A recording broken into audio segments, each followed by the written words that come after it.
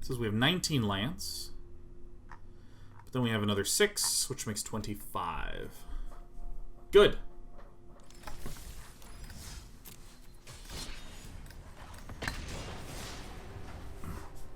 We actually spent some time on this one. Using the old noggin. Using the old Day 9 Mind Blast. That's what I'm talking about. Baby.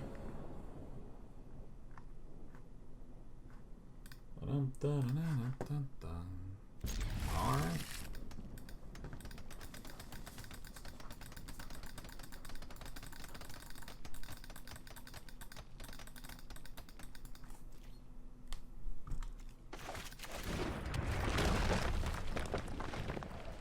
Easy.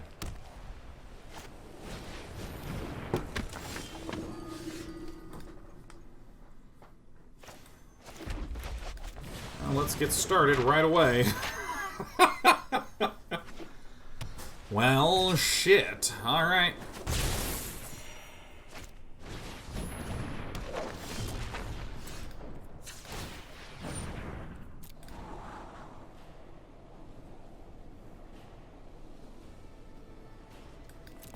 Well, I think we're going to need to go for one of our sweepers first.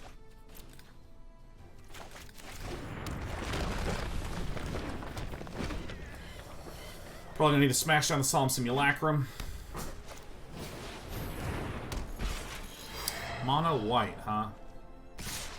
What a fuck. We might actually need the 4 explosive effects. Okay.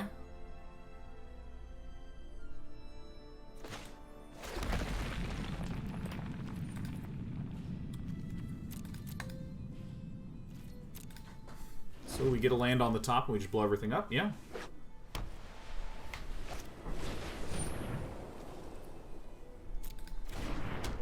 This is not good news. This is terrific news.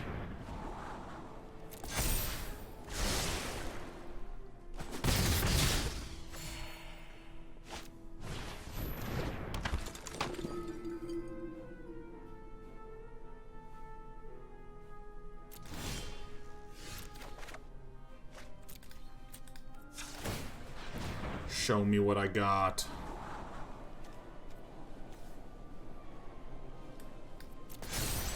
Alright. Destroy this one. God, I missed this card. God, I missed this card. Yeah, who do you want to keep alive? You got it. The thing that deals no damage at all. That's good.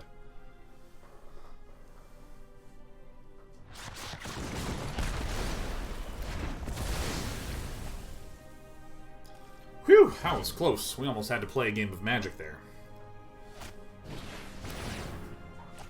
Sentinel's Eyes. Cartouche of Solidarity. Alright. Well, we're going to need some more, you know, more things. I mean, we're close to dead.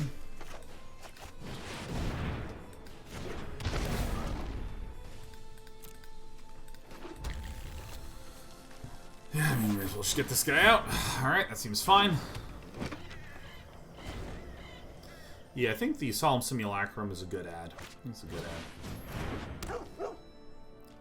That is legitimately terrible and terrifying.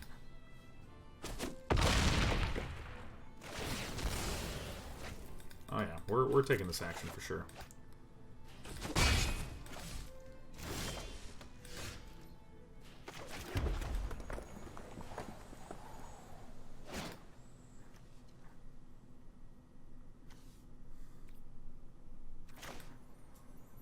One, two, yeah, okay, that's good.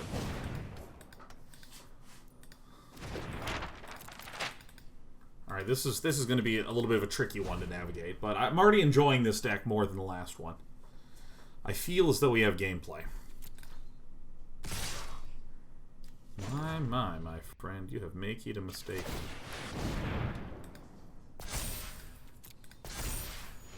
Perfect.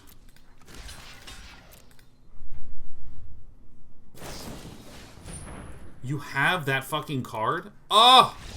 Disgusting! Alright. He's lost so many games in a row. Alright. In these moments, I miss Thematic Compass so much. Ramius, it's a great call. We should get a Thematic Compass or two in here. This is... I mean, that's great.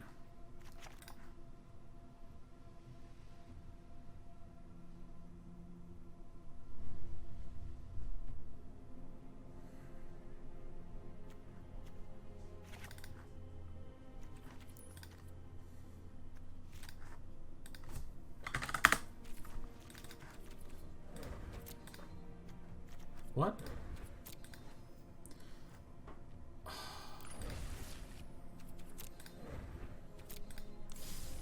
Oh, just let me open stuff.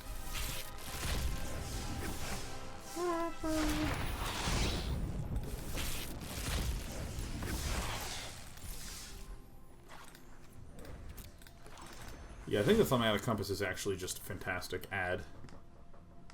Shuts things down, slows down the game. You only need one of most of this shit. Nice. Why are there so many packs? Because I play a lot and I unlock a lot of packs. I don't need any cards. I don't need any cards, EK Hawkman.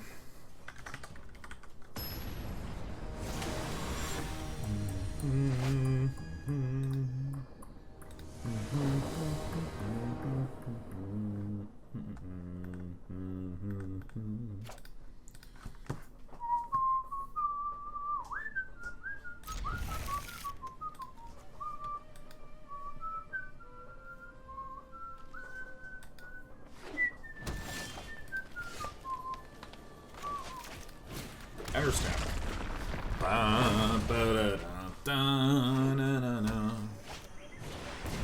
Alright, we may have made a mistake. I'm expecting to see another Burning Tree Emissary. Earth Shaker Kenra. Ow. Alright, we may have made a mistake by keeping this hand. We may have done it. But I'm not going to be the guy that sits around and doesn't take brave turns, you know? Watch this. We just put Sweltering Suns 4 of in this deck. We just did that. We just did this. Watch me now. Watch me. Here it comes. Alright, that was a very fast game. It's because I did a bad keep. It's because we did a bad keep. Alright. See, if we start marking W's, viewership's going to skyrocket. Right now, it's kind of in the dumps. And it's actually kind of funny. One of the things that statistically you can see is that if you're winning a lot, viewership hangs. If you start losing, viewership drops. People are like, I want to see this idiot lose. That's why we have the nice pillowy cushion of a strong community.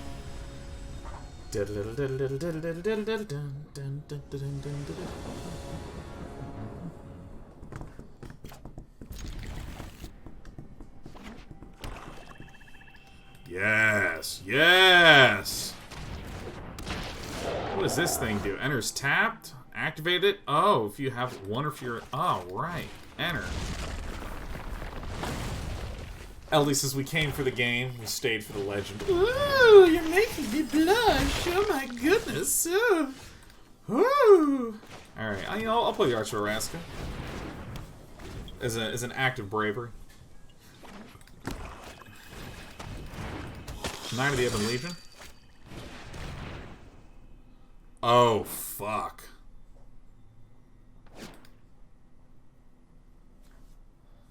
Yeah.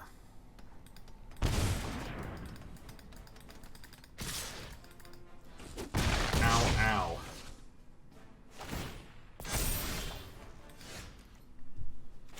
Well, let me read into some of this rubble real quick.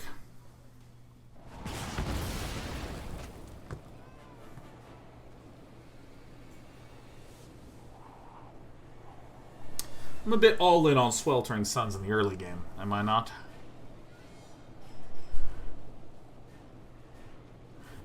How much damage is coming down here? 1, 2, 3, 4, 5, 6, 7. So that's 2 turns. So I actually don't have any time, huh?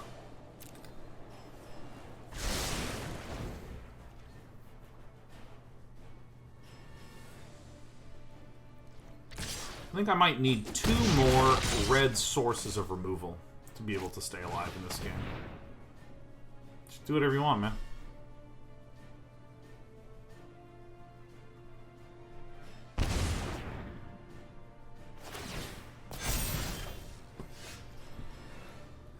Alright, well, we have one hope, which is Sweltering Suns off the top right here.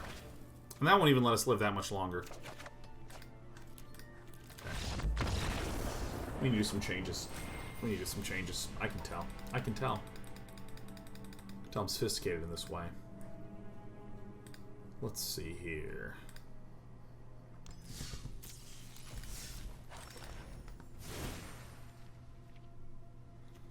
This is probably the one that we don't need.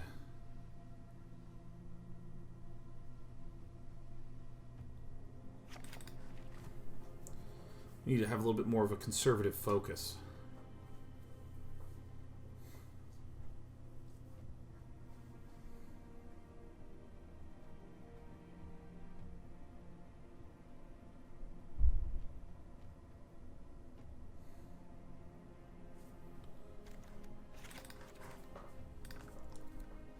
Maybe we just put in some Bone Crushers.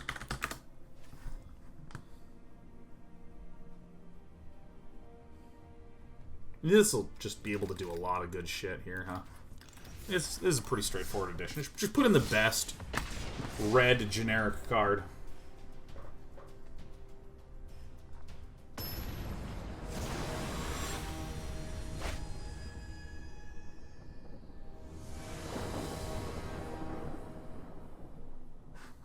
All right. Hey, perfect. Now this is a hand. This is going to show it's working.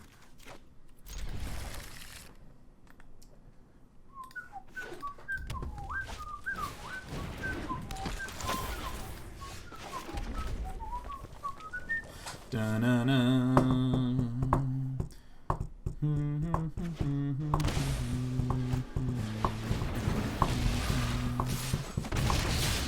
Da-na-na-na.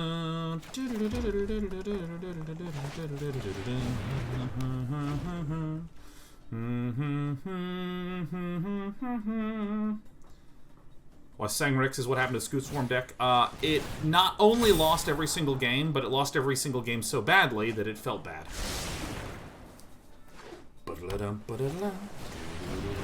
Whoa! Alright. Sweltering Sun. Sweltering Sun. Holy shit, this doesn't feel fun.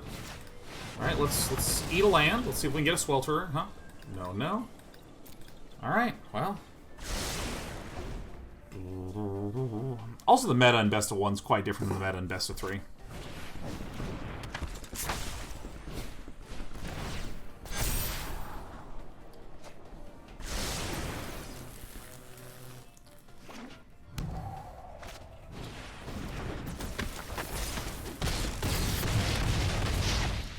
Well, we're hanging strong.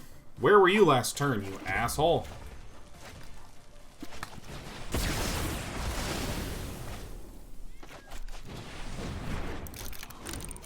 Although, a deck with nothing but haste creatures...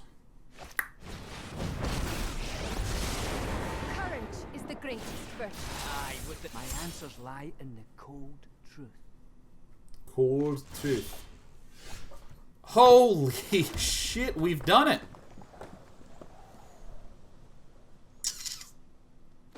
Alright, I'm taking the risk. I'm taking it. I'm taking this risk. Alright, perfect. Alright. I wish we'd hit blue.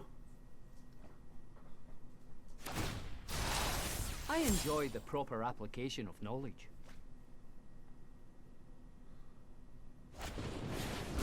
Oh, fuck! Come on, man! We were cresting! We were just getting over the hump, man. Doesn't let you pick which four. They only have 4 permanents, so you know.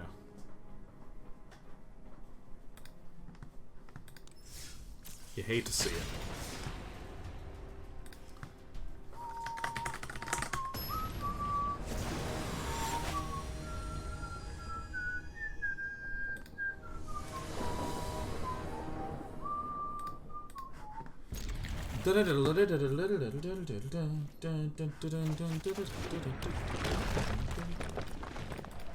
Okay,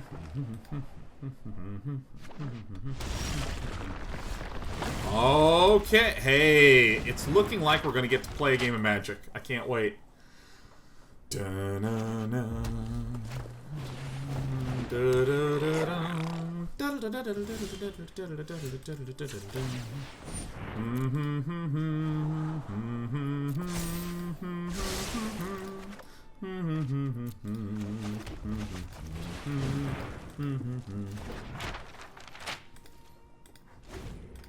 all of you know the song I'm humming? You better. You better know it. It's an important song.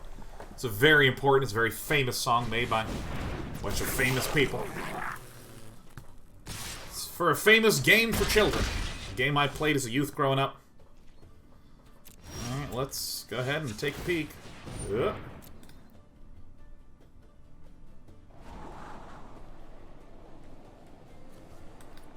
Oh, you just want to land, you know?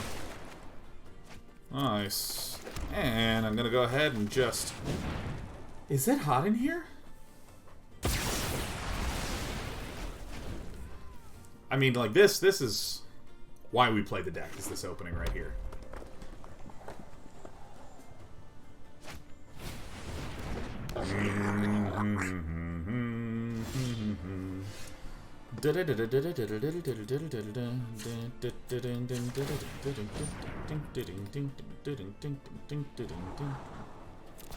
Oh yeah, I don't even need to do nothing now.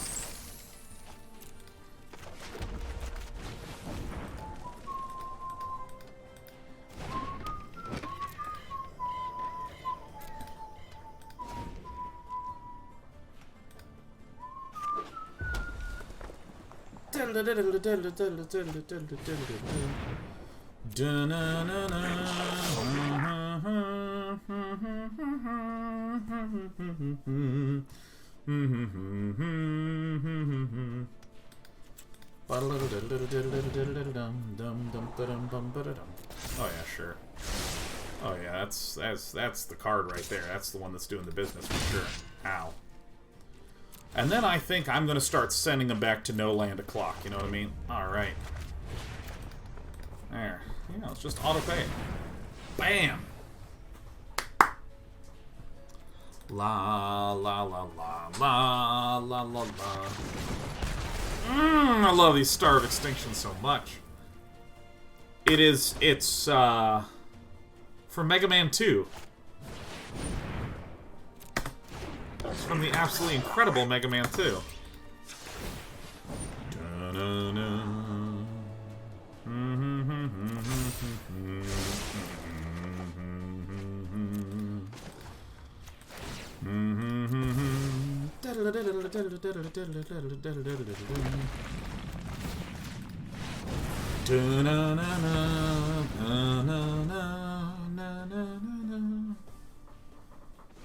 It's Flashman. It's Flashman or Quickman. I can't quite remember.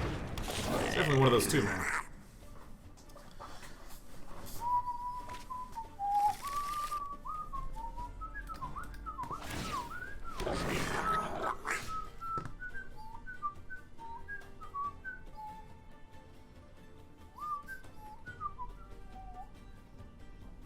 Alright, I mean, you know.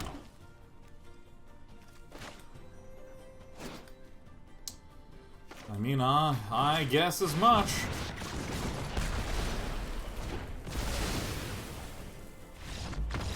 And then I can sacrifice this to destroy one of these.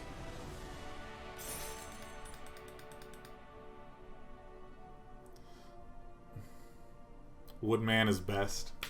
I loved playing the Woodman level first, man. We fucking won a game. We won. Let me tell you, after 20 losses in a row and then we beat that guy, ha! That guy sucked. It's like when you get your test passed back and you have a D and you look around for the kid with a D- and you're like, at least I'm not that idiot. Oh yeah, feels good. Opponent goes first, I can handle it.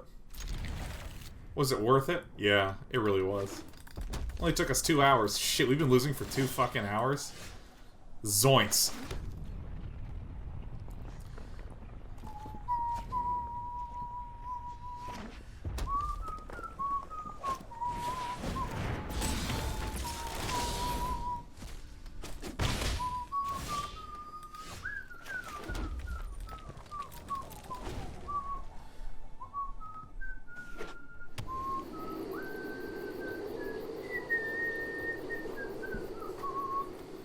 I love Mega Man 2. Man, okay. Question time. Question time. Yeah.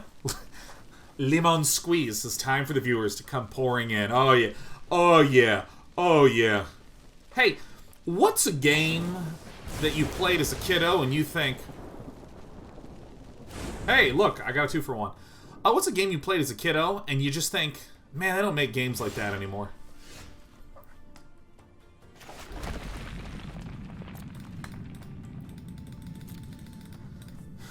Because for me, it's games like Mega Man. Games that are level-based.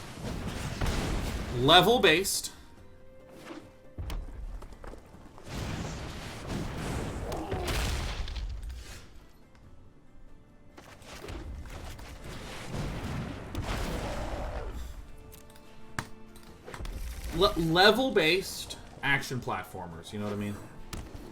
Here's Might and Magic for sure. Yeah, right? The adventure strategy game. Shovel Knight is the only one I can think of that was like that.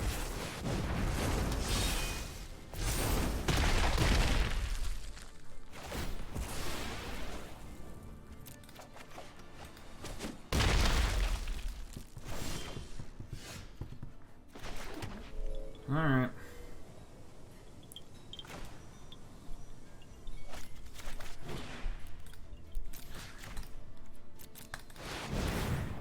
I'll be honest, just games with levels in general. Games with levels in general. There's no, like, high-budget games with levels.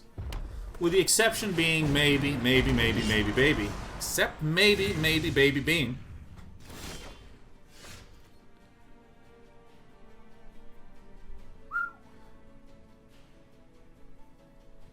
Well, shit. Well, we are now stuck between the rock and the hard place, but don't worry.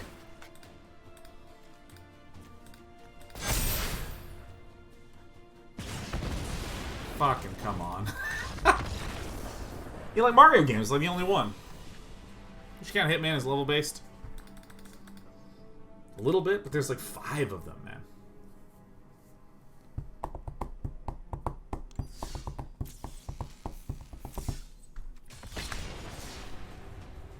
What about roguelikes? As Tryptophan, they're procedurally generated. I'm talking about like the crafted, sculpted, here's level 1 and level 2 and level 3 and level 4, like Super Meat Boy.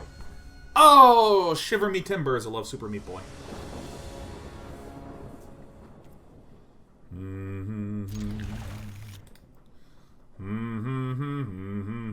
Just Mard do it. Yeah, because the thing is that, like, the sort of transition was...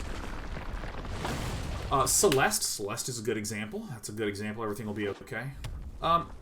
So levels came initially out of the constraint of memory.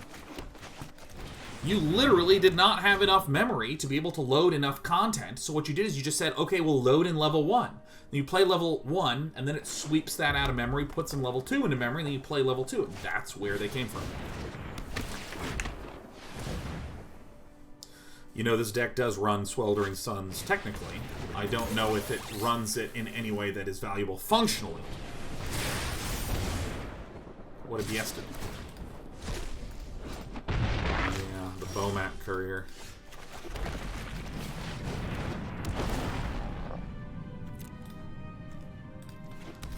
You know, I might actually have to cut the Rubble readings and focus a little bit more on Star of Extinction, Haphazard Bombardment, and Recursion from the Graveyard as the tools to land smash to death.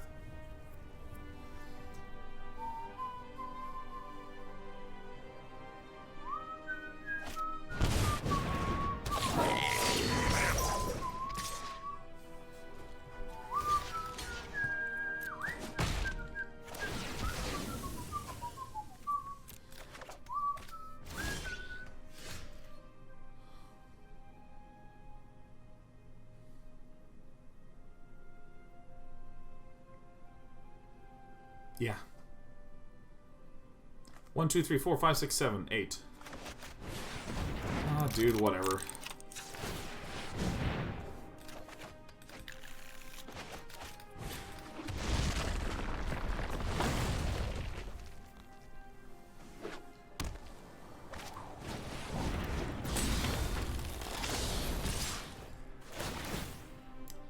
Still feeling kind of close.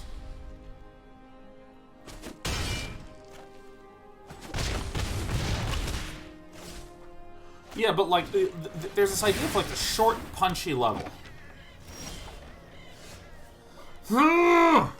Okay. There's no way to win, right? This is it. So if I 1, 2, 1, 3. No, that doesn't do it. All right. This is the only one. It's going to be a Star of Extinction just to rub it in my face. Dude, where are these damn cards? Where are these damn cards?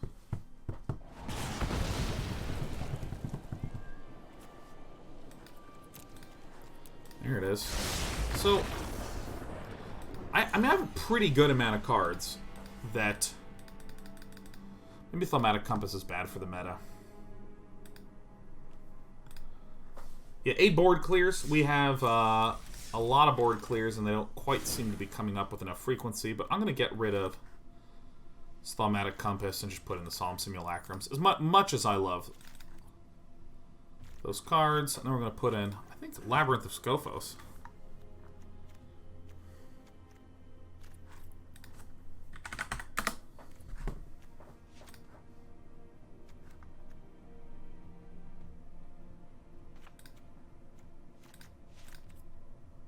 Seems right.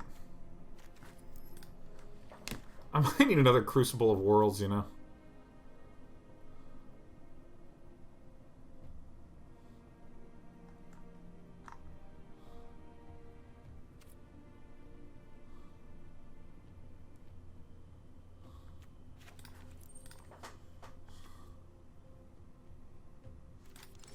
Let's do this.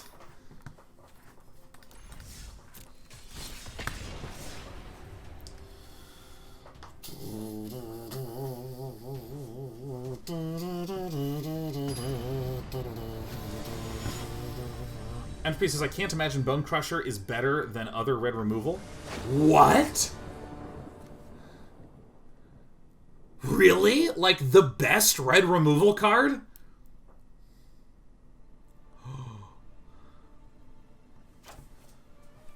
Abrade is... It's a good card, but I mean, Bone Crusher's like an insane card.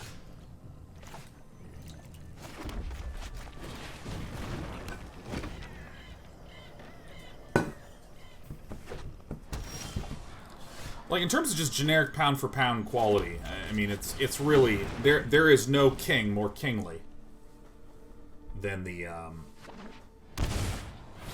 Bone Crusher. We're actually fighting against a legit Gosu deck.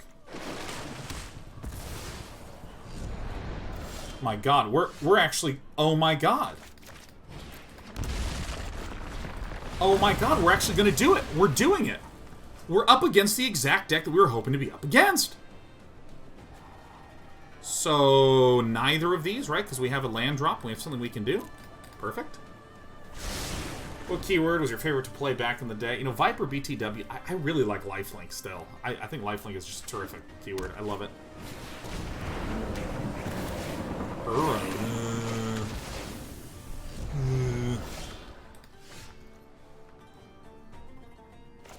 That's terrific news.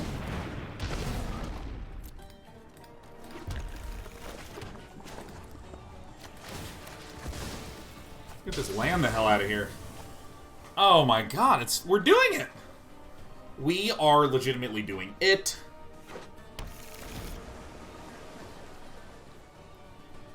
Man, I might cut a Rubble Reading, put in a second Crucible of the World, man. The ability to play lands from the grave is primo. Fantastimo. Yeah, Abrade is a good card. Abrade is a good one. We already have a lot of ways to deal 3 damage, as we have Sweltering Suns. I really don't give a shit. Oh, baby.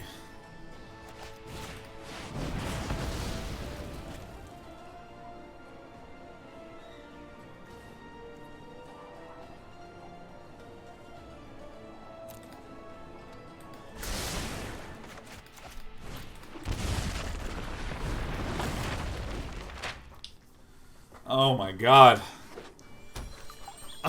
You got cracking for blue, man. Alright, you got it.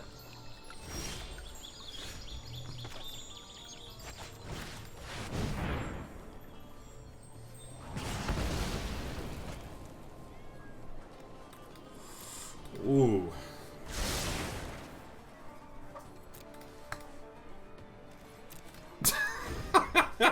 Oh my god, yes!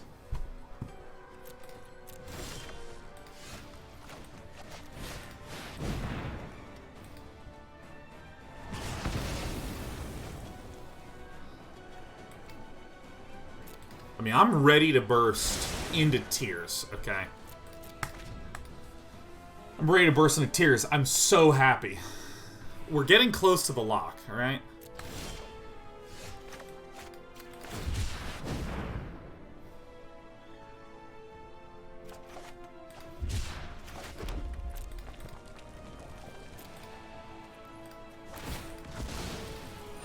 I don't know what this person can get. Yeah, I mean, I'm pretty sure these Sultai lists just run, like, small number of islands. Ooh, that's fucking funny. Okay, I'll draw. Oh my god, yeah! Oh, yeah!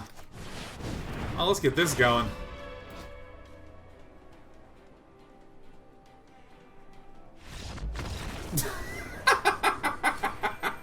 Yeah! Oh, baby, we've done it. Yeah. Bang, bang, bang, bang, bang. Finger guns for finger funds. Oh, yes. Oh, yeah. I found a mechanic, everyone. I found a mechanic. Why am I running these when I can literally run these? Seems like a fine combination. Okay, I'm going to pull out a Sweltering, because I think I actually have enough removalers. So I'm going to put in a second Crucible. What the hell just happened? See, I removed one when I clicked the button.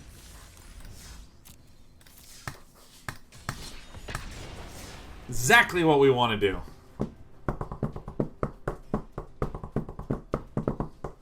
In a very literal sense, this is the correct deck to ask, what's the win condition? The answer is, delete all their land and then have a Crawling Barrens or, you know, any of my creatures.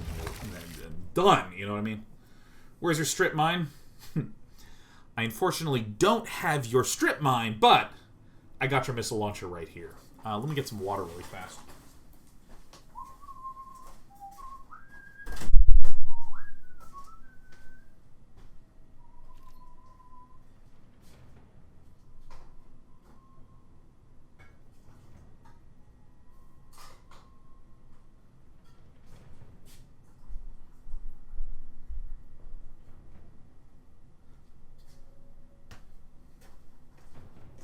I don't know where the wife went. She's gone. She's gone forever. She's probably on a walk because the dog is gone. Or it means... Oh!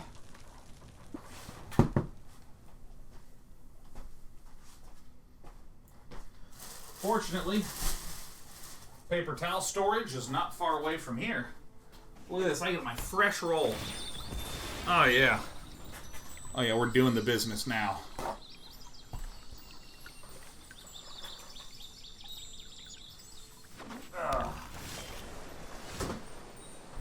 Oh yeah, oh this is it. Perfect. Now where's this? Coltra says, it'll never cease to amaze me how, despite how much broken stuff is in the game now, Wizards still won't reprint Stone Rain. What's Stone Rain? Is that the 3-mana destroy a land?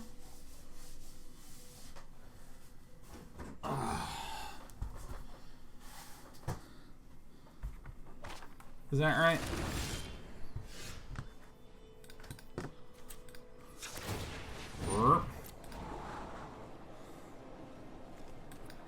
I actually do need the land.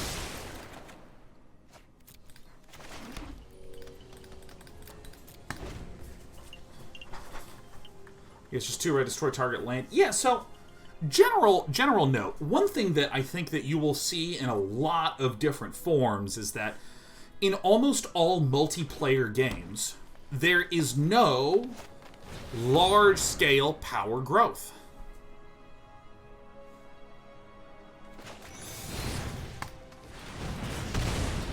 I mean, and an example is like Overwatch or Counter-Strike, where you really kind of are the same hero early game as you are late game.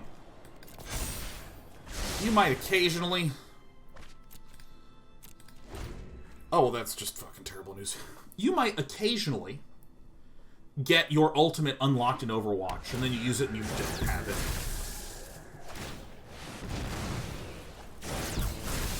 There's so much plasma.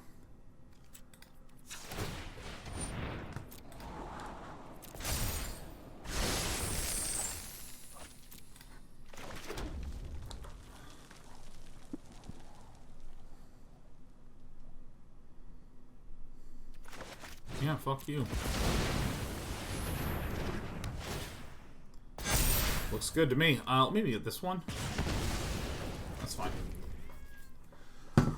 What are some other multiplayer games that don't have power growth? I mean, like Rocket League is another example. Any Rainbow Six Siege, Counter-Strike. I mean, you get like little variations where you can go from a pistol to a rifle, say.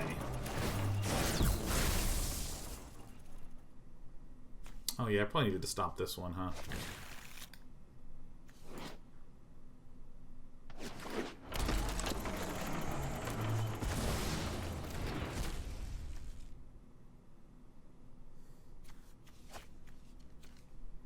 Well, this is actually kind of hilarious.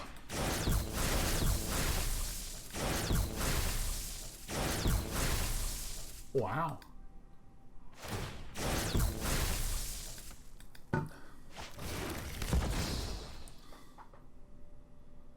Oh, okay. Well, that might be it. This is actually the perfect segue for this. The reason that power growth is really hard to do in any game when it's multiplayer is that you want power growth to be meaningful, in that if you work to get more power, it helps you. However, if it's meaningful, then it runs the risk of being whoever gets the first power spike then guarantees the win. A very simple example is a little game that I like called StarCraft. You know, land destruction doesn't really do a lot. You know, I'm just going to give it to him because it looks like he's just going to be able to pop off. It's incredibly hard to do power growth. And one of the key problems with this loop of, again, I want power to be meaningful, but if I get too much power, then I can just win. One of the biggest problem points that causes this is when the power you gain allows you to get more power. And StarCraft is like a perfect example of this. We're both one base and one base. I take a second base, and I deny you a second base. So now I get the first big pip of power. Hooray!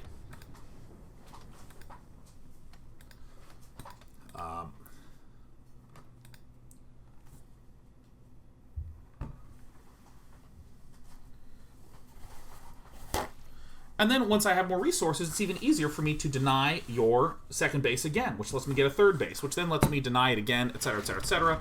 And this is why when you watch StarCraft, you wind up seeing things like games have both players expanding at approximately the same pace until one of them gets one more base, the other makes a desperation attack, and that's the game.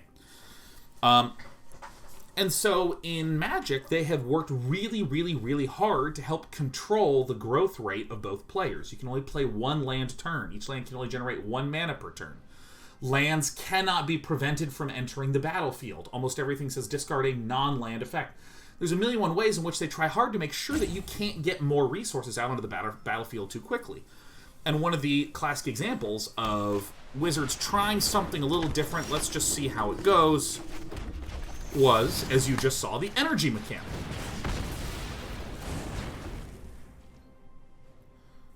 And similarly, we've seen that it used to be that ramp things, there were a lot of 2-mana ramp potential thingaronis. And that's been changed. Yeah, I do want this.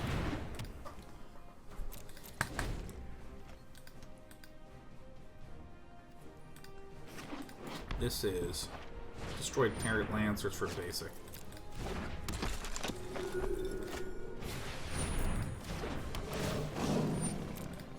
Ding.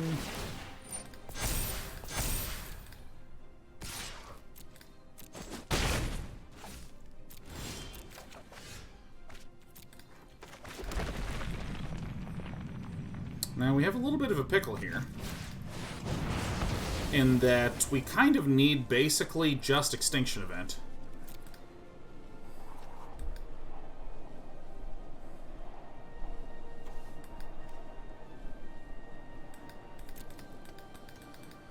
Oh, I need a Sweltering Suns last turn. I think we're maybe dead.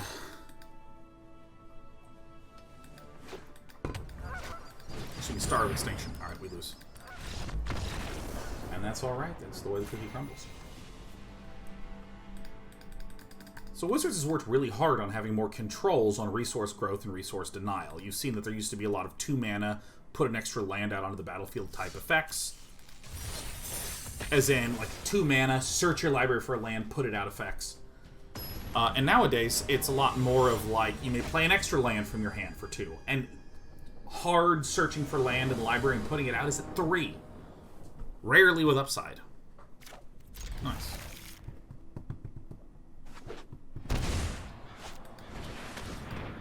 Anything you want.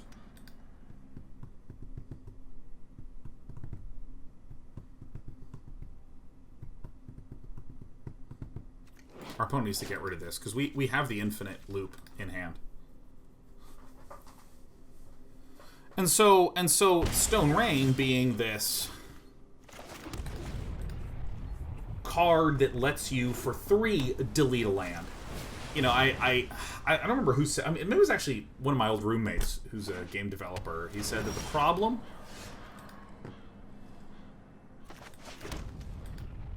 The problem with the number 1... Or the problem with the number 2 is that it's twice as much as 1. When you get to small numbers, you wind up with these issues where the only thing... If you have the number 2, like 2 health, you can either deal no damage, 1 damage, or 2 damage. This is why when you have a lot of small number games, you actually have health totals start at 2. You rarely have something that costs exactly 1.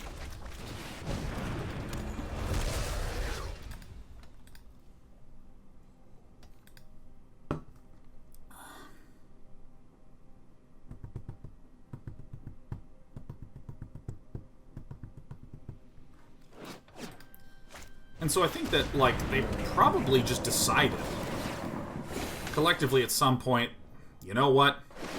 We really cannot afford to let people ramp quite so hard.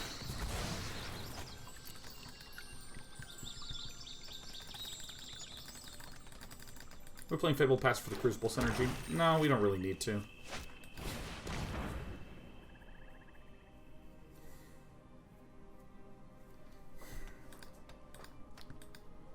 Hard-locking villain. Oh, it's 4? I thought it was 2. Oh, I am a fucking idiot. Oh my god, for some reason I thought this was just 2. Damn it. It fucking sucks.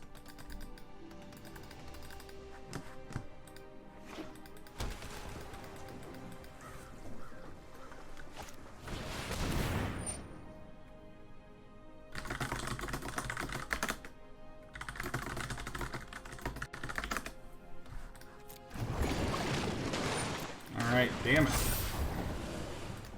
Field of Ruin is 2 mana, but Field of Ruin doesn't say destroy a land. It says destroy land and then do more junk. No. I'll take mana.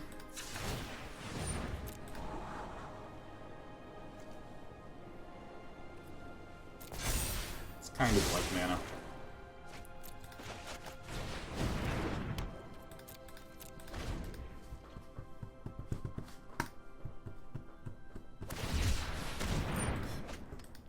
Looks like hunting for more Landos.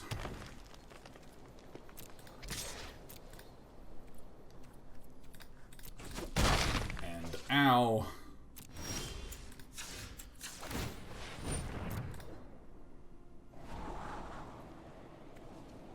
Oh, I don't need that.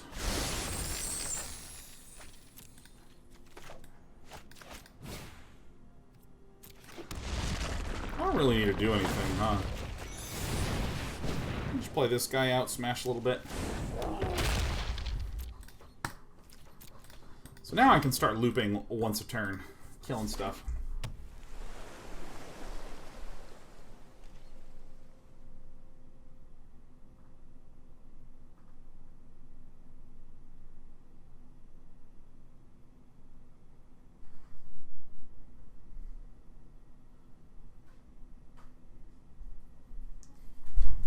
Alright, here we go. Here we go. But yeah, I think the idea of power growth in games is super, super interesting. Board games are very popular with their little engine buildery stuffs.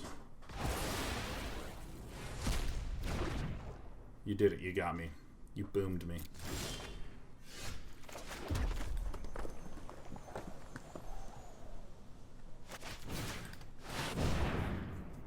I don't know why I did this just now, but it certainly was fun.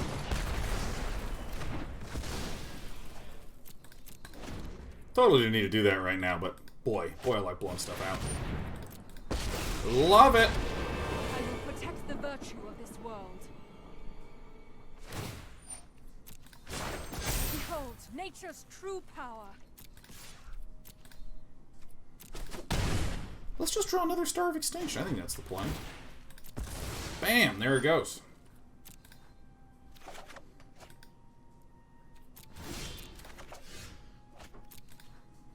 Oh, this is fun.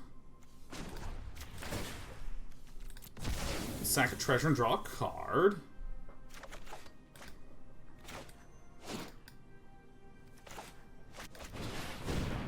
So we lose 2 mana, we gain 1 mana, then we can do this.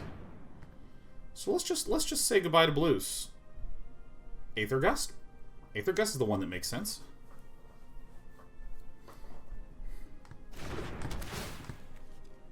Alright, what do you want me to put it on? This, this, this, and this.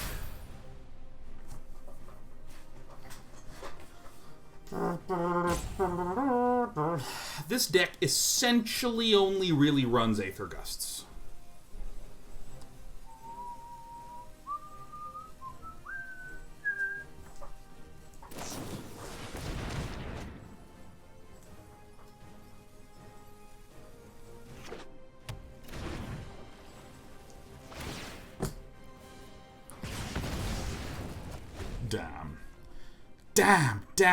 Damn.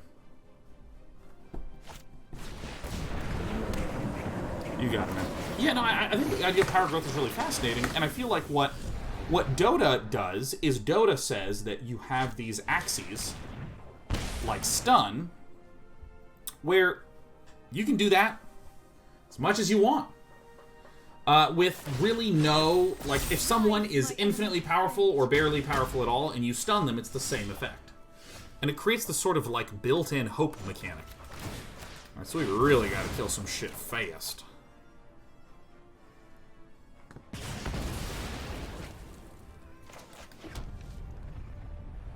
So, if we kill this or this, we're in good shape. 1, 2, 3, 4. I suppose I should do this, right? Yeah, the idea that you can have these abilities that if they hit, you did it, and if they miss... Let's get that Nissa. Ah, farts. Well, we almost got it. The idea that you have, like, abilities that if they hit just right, they win. They can, like, completely wipe somebody out. If you are super low level... Oh, yeah, also the idea of 2-on-1s. If the enemy team is more powerful, all over the place, they're more powerful, you can have all 5 people get in one location and kill the 2 most powerful people alone. You know, this idea of spreading out and breaking apart.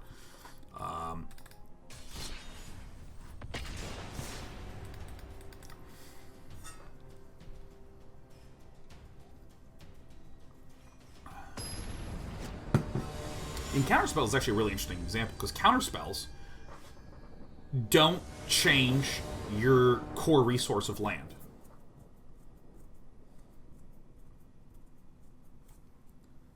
It's like literally stilting someone's resource gain is like the most painful. And, you know, I think that it's actually a really, really, really subtle innovation in MOBAs. that they actually do not have a way to attack the enemy's money outside of just killing you. And when you die, you, proportionally speaking, don't lose that much money. Oh my god, we can actually win this. This is amazing.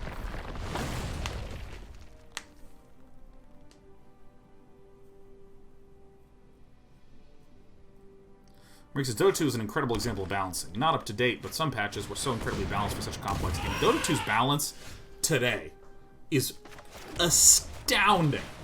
It is an astoundingly balanced game. Even Techies is playable right now. This is about to rule. Ash in the Trash one says, if land destruction isn't okay, why is ramp okay? Well, see, I didn't say that it wasn't okay. I didn't say land destruction is bad. What I said was land ramping and land destruction's costs have increased over time to make it proportionally more bearable and more comfortable to deal with. Ow.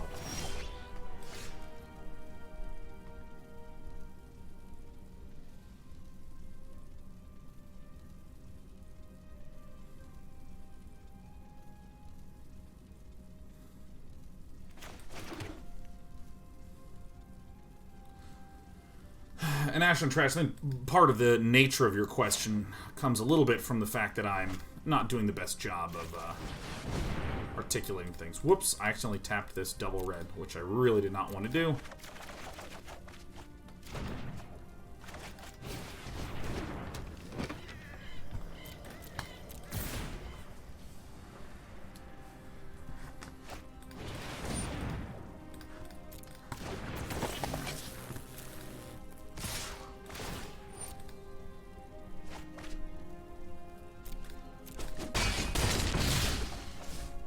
Card draw and Hastings, damn.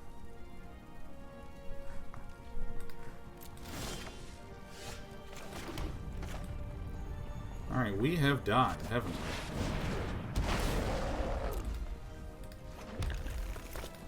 I think I actually need to change this Bone Crusher to, like, another sweeper. Quite honestly.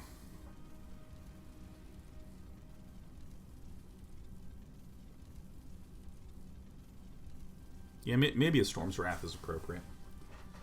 Is apropos.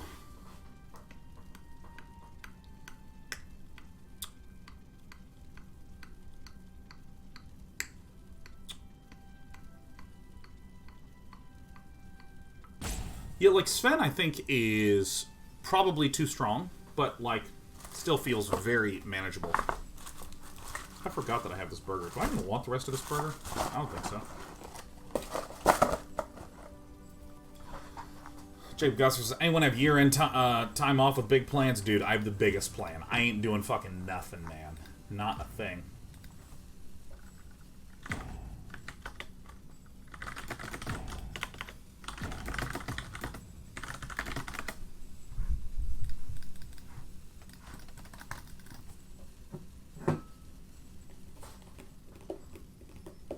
Kind of weird. All my stuff is kind of spun down right now, and it's kind of bizarre to me to be in a position where I don't really have to do anything at the end of the year. Yeah, you got it. Set more Cyberpunk? Ooh, that's a good one. We should do some Cyberpunk. Cyberpunk. Ah, dude, Claire, I want a Cyberpunk.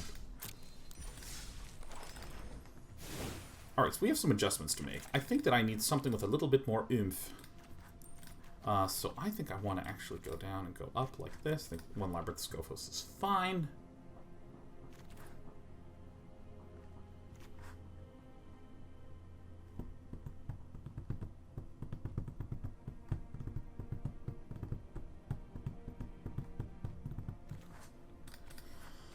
What are good red sweepers? Is it just Storm's Wrath?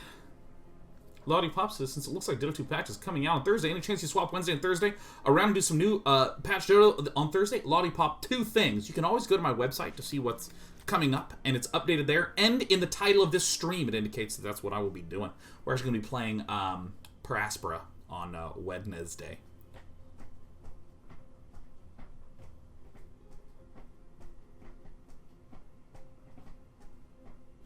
I think another Sweltering Suns is fine. Holy shit, I can't read. Well, it's a long title. It's a long title. I mean, it is what the web dev people describe as beyond the fold.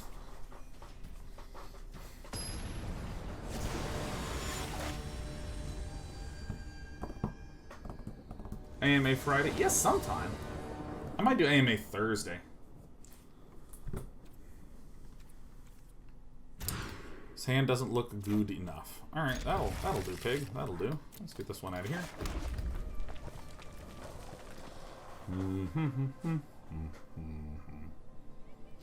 Yeah, it's so funny.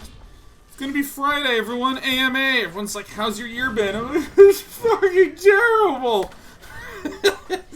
Everything this year has been bad. Except getting married. That was absolutely thick, solid, and tight. I strongly recommend marriage to any of you. Love being married. It's so funny, because I've actually been with Britt for so long. I was sort of like, yeah, I mean, we're getting married. It's not like it's going to be like different, you know? Like, get married. Like, you know, what are you going to do? Then I got married, and I'm like, oh, shit, yeah. Oh, I'm fucking married.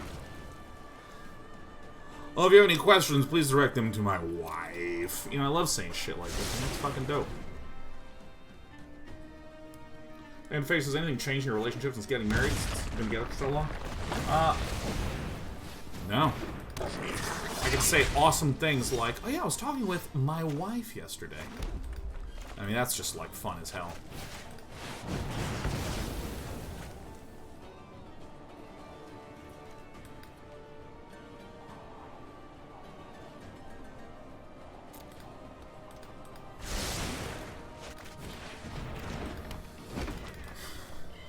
And that's awesome. I have not yet ever said Borat style, my wife. Oh, that's actually the one way that we can lose, is that fucking thing. Oh. What can you do? Jesus.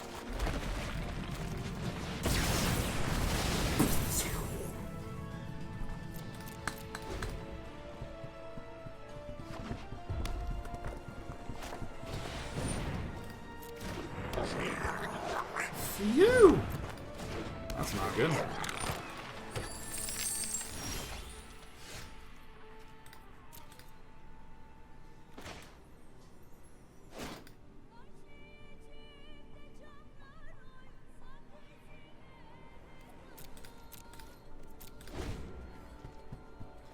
Ghost quarters feel bad. They feel very, very bad.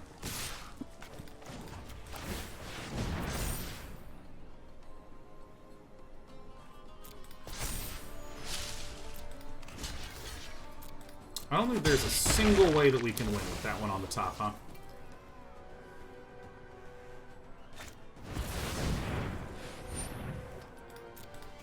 Oh my god, this shuffles it, right?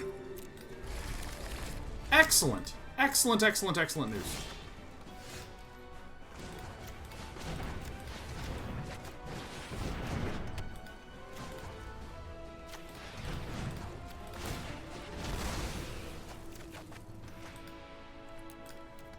Yeah, I think I don't like the Ghost Quarter. Okay.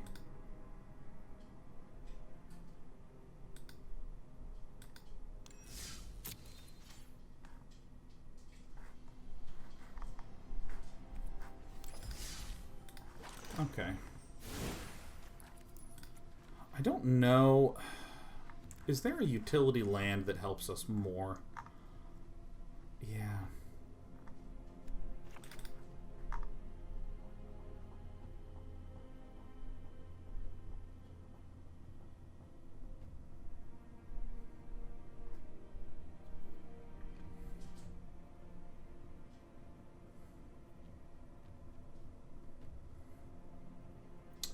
Obvious ones are Blast Zone and Radiant Fountain. And I think I actually might want 3 Radiant Fountains in here.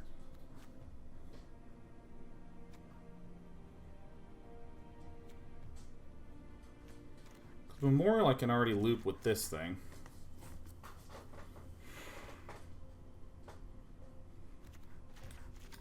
I actually already have enough red sources. I keep forgetting to count the Shatterskull Smashings, you know. Let's go down even more with this puppy. Put a bunch of Radiant Fountains.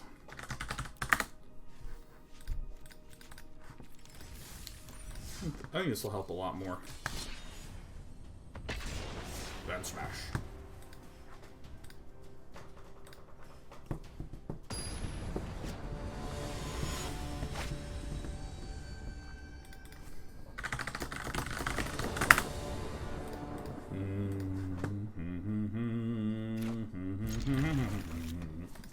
Leroy Hex. Yeah, I think I have to be incredibly cognizant about the fact that I will always lose this matchup. I need to be incredibly cognizant about the fact that the Shatterskull Smashings are almost always going to be lands, given how low on red sources I am. Because I have 1, 2, 12, 16 sources of red. With 25 lands.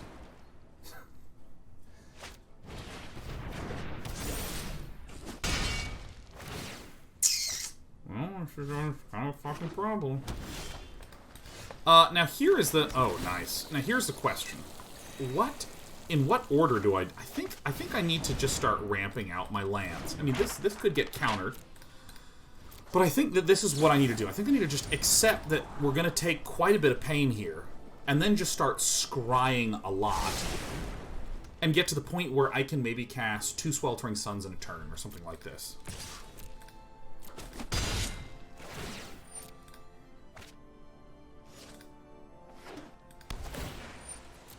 The green is probably for an Anger Dog.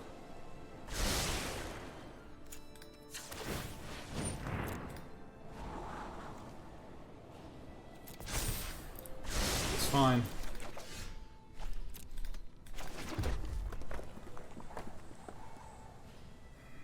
Okay, probably Frilled Mystic.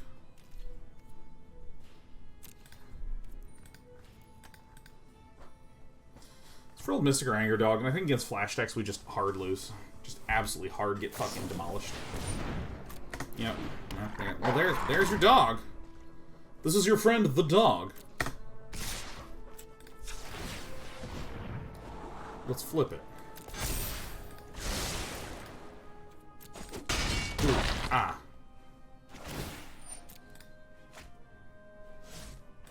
Yeah, I mean, how do we beat this?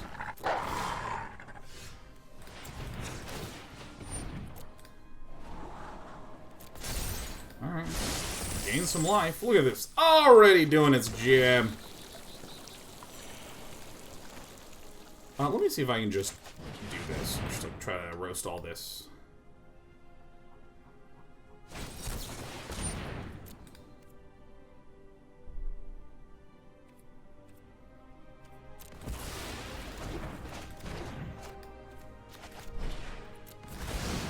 Alright, maybe this, maybe this. Yeah, I mean, Flash decks just completely own us, like, really, really hard, and that's okay, and what are you gonna do?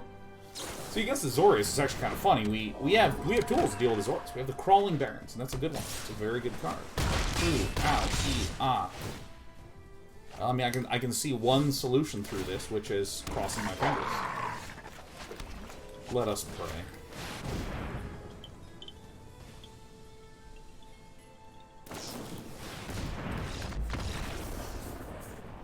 We literally just lose to Flash decks. We just outright straight up lose to, like, blue-based Flash decks, and that's fine. I don't care.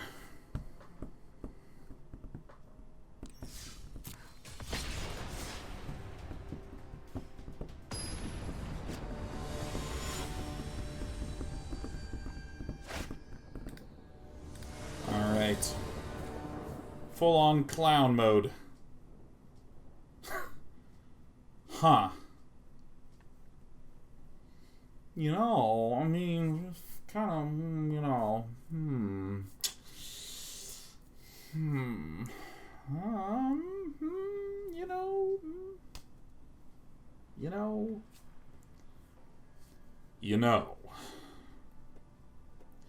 you know, probably the best land smash deck that I can think of involves all the best. It's like an Orzhov base with Haphazard Bombardment. Let's hang on to 7.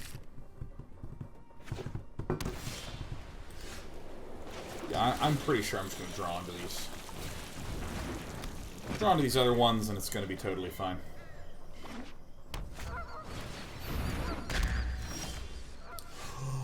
Oh my god, is it? Okay. This is a 9 lives deck.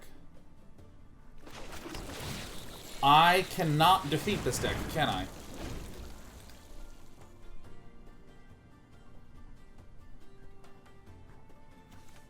No, I can if I get into a recursive loop and they've drawn more cards, and then I win like that. Yep.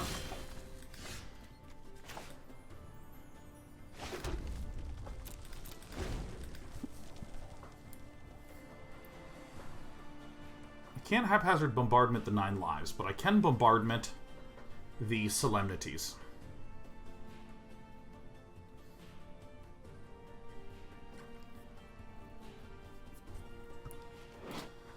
Because this... Oh, this is just choose. You can bombard this. Oh my god, this is going to be... This is amazing. Oh, 4 non-enchantment permanents you don't control. Just put name counter. Oh, okay. Alright, so my original assertion... Alright, so we lose.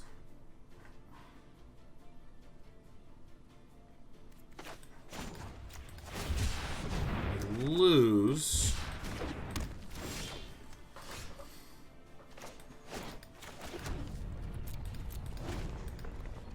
Huh.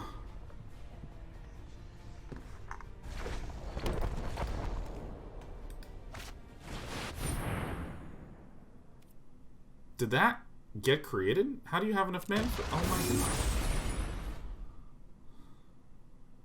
god. Alright. Well.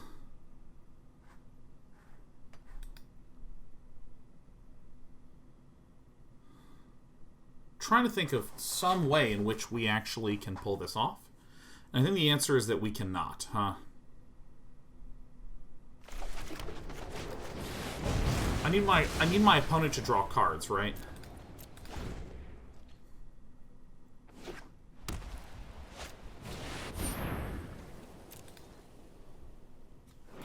What do you declare?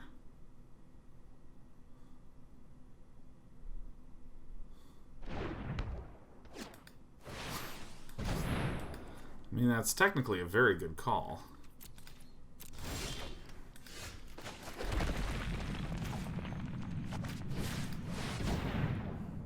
Get rid of this.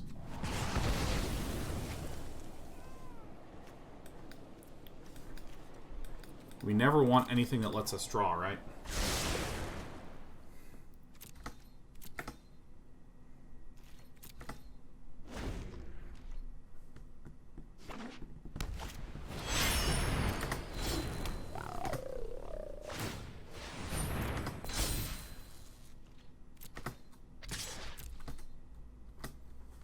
Okay.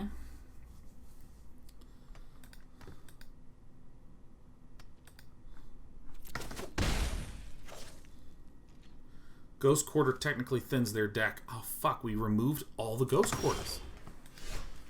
Well, shit.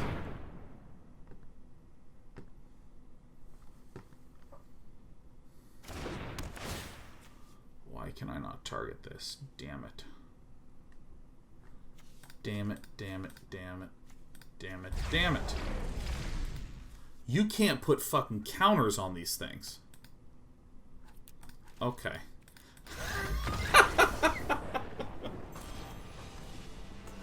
Ah, fuck. Ah. Balls. Alright. Well, see, if I could thin their deck And then all I have to do is kill the generators for tokens. That's fine, whatever. It's so funny. Shit.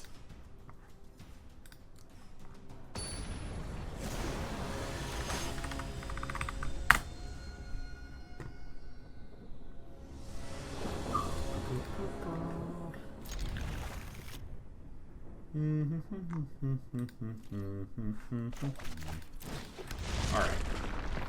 It turns out Sultai is the way to win. Oh, we can actually do it here too. Oh, this is some business that we can run right now.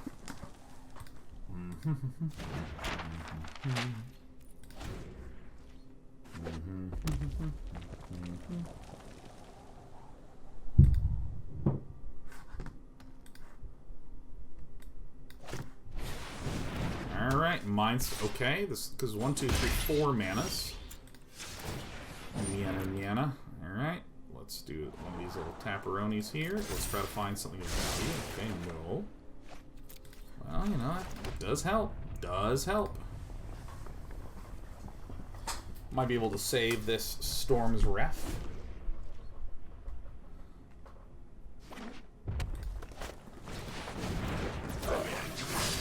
Alright, Warlord's fine. What are your thoughts on Indian food? Man, I like Indian food. I like Indian food a lot, Fear Chub. Like a lot. Indian food's some of the best food. Very, very cool. Alright, so this is where we begin the lockdown. Alright, so we're going to Sweltering Suns to kill these.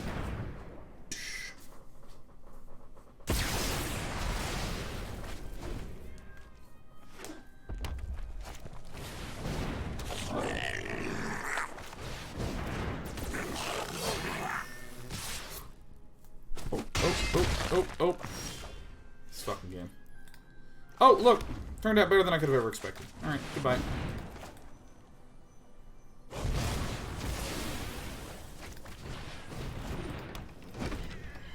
Okay.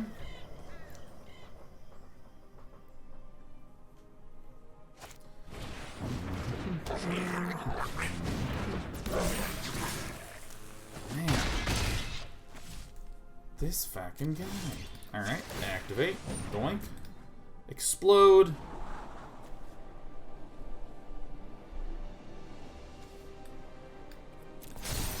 Kinda think I want that. I mean, I said I thought it would be good.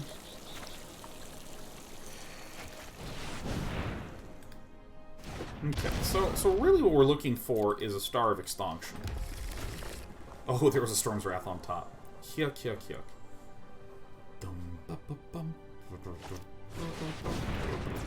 Alright, so we're gonna block that. And we... okay. I mean... Krenko is the way to win, yeah. Might not want to attack with any of this stuff. Ooh, that's actually a nice attack. We block like this, and we just get the Star of Extinction like it's no problem.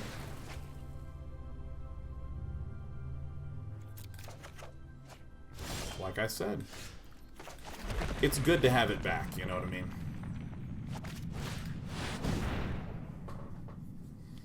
And this is my kind of prison.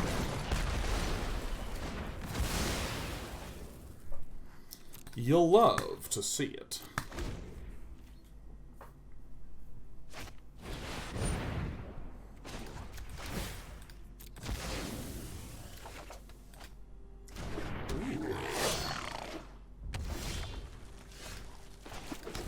I'm really liking these Radiant Fountains. You know?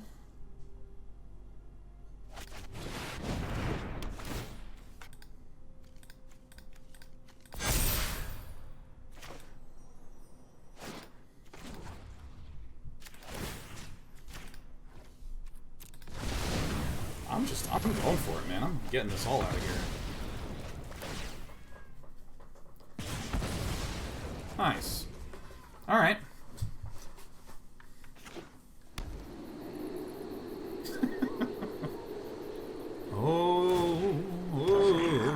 Oh, hey, welcome. Hey, guy. Yeah, you can do it. It's fine, Orange Juice.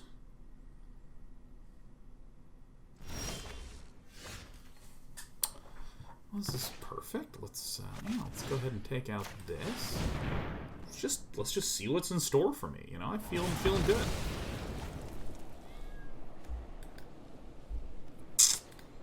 Yeah, that is going to be the one.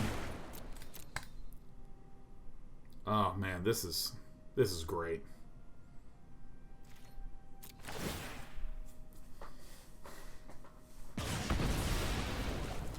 Maybe it was worth it to destroy the land with a counter on there to increase the chance of killing Krenko, or is it better to keep the mana choke tighter? I think it's much better to keep the mana choke tighter, especially given that we have a Crawling Barrens in case of emergency.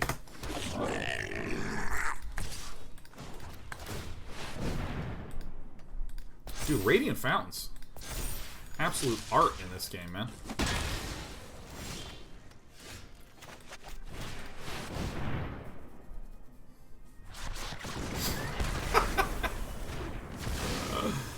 Oh, fucking awesome! Yes! We've destroyed all of his lands! See you later, Orange Juice.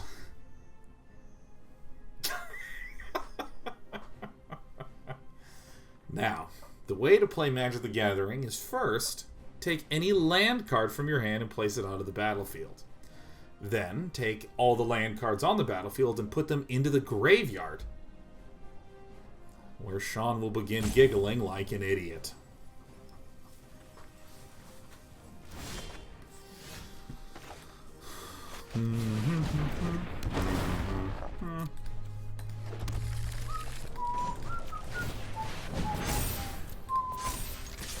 It's me, the win condition. Doomed to rent forever, says Saucy.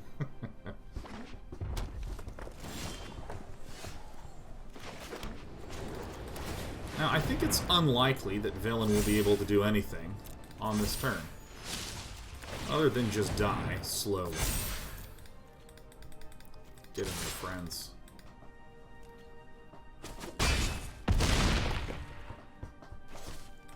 I think we're getting there. I think we're slowly discovering a list that it just works, you know? You're allowed to do that, you know? You are allowed to do that.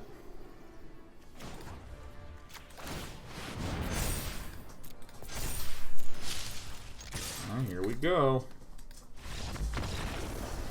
Is that my dog? Oh, hi, Seesaw. Hey, little bud. Hi. Guys, I've won a game and I have a dog. This is terrific. Life has taken a turn for the better.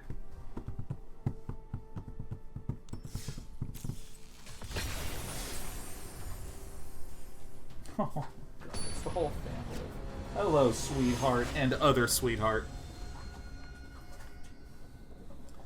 SS Water Beetle. Oh my gosh, is that a Dresden Files reader that I see? Says, I'm stuck at home for the next week. Thanks for providing so much entertainment. We're doing our best here. We're doing our absolute damnedest.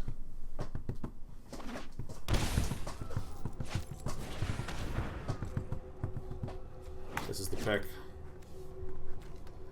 So it's Rakdos.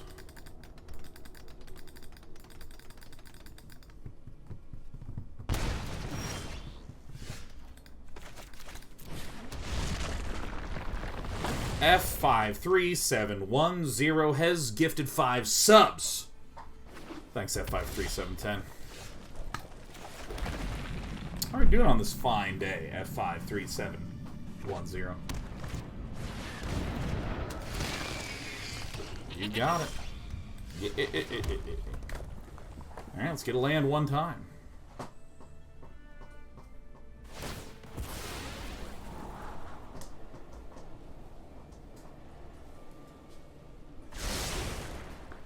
Star of Extinction is like my favorite card ever printed. This card's incredible. I love this card so much. Oh, you're doing this bullshit. Oh, well, alright. Ugh. Alright, well, let's try to get right past this part. We have doggo emotes. I think I'm not going to have dog emotes. I think I'm not. I think I'm I'm just going to be someone that owns a dog.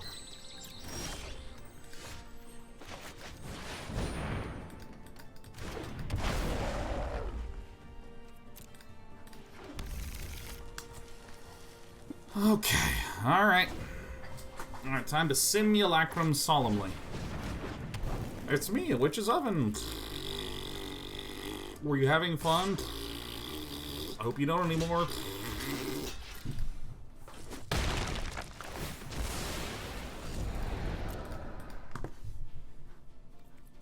No.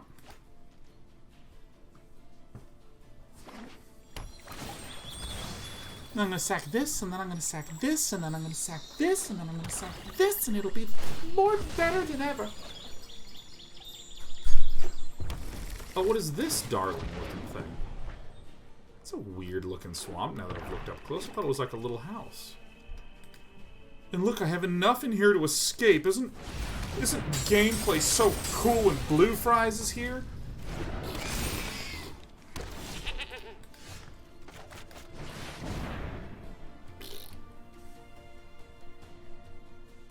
Thanks for participating in Woe. Woe, Strider Knight. 1 top, 0 bottom.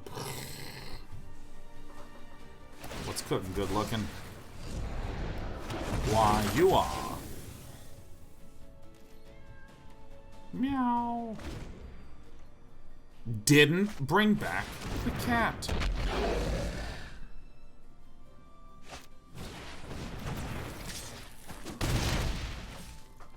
Alright. Alright, well, let's do this. Do some of this.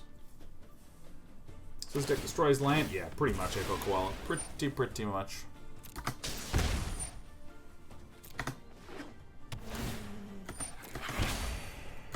And then you're gonna sack it.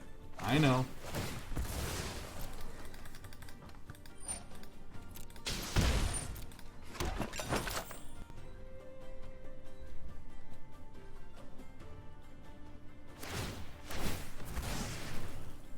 Can even sack this one too.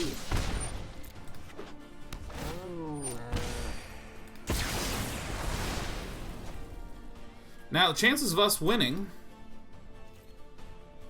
are not high, but they're not low either.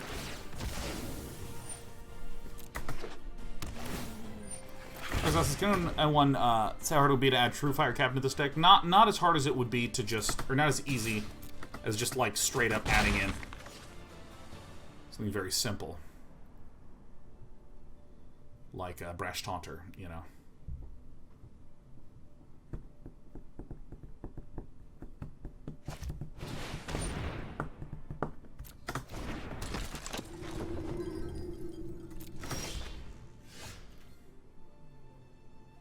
It's terrible. All right.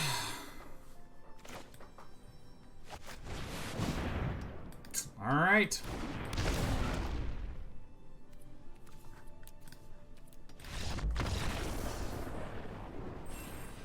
You hate to see it. You hate to see it, you don't want to do anything about it. You don't want anything with it either. I'm cutting the rubber readings. I'm getting them out of there. Getting them the heck and frick out. We're just removing them entirely. We don't need to see it. Dex, Land Smash. Alright.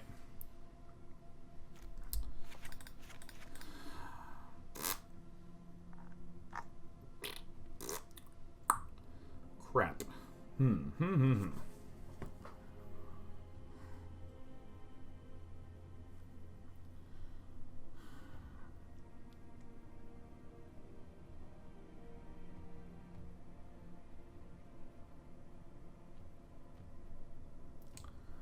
Yeah, you know, I was actually thinking this as well. I think maybe the Hedron Archives would be a good add. Consistent with this theme of ramping and drawing into my eventual land destruction combination.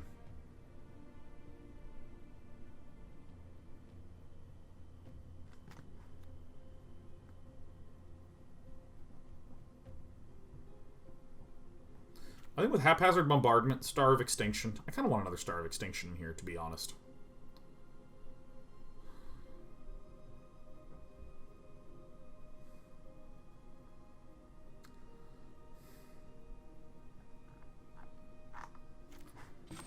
just like cut a land here?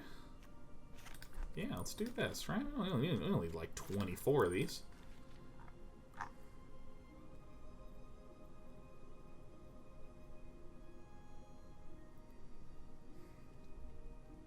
I just think this is going to be better. I think this is going to be better. I think maybe now we don't need this Labyrinth of Skophos, given that we have enough huge focus. So I am going to try to run...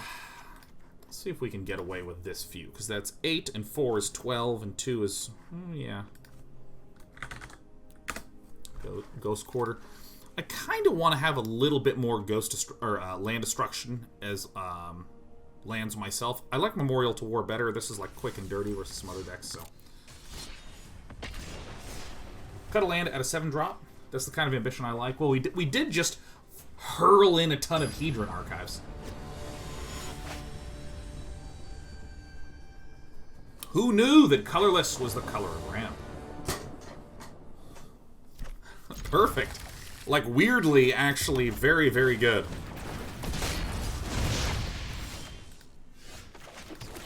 And look at this, we just added 4 of these puppies.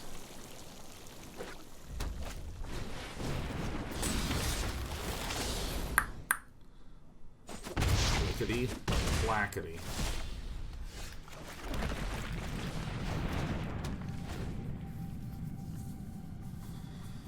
We are awfully low on the red mana, though. Needed that wipe too. No, we need red mana. Wipe that does nothing is not a wipe that I want to be part of.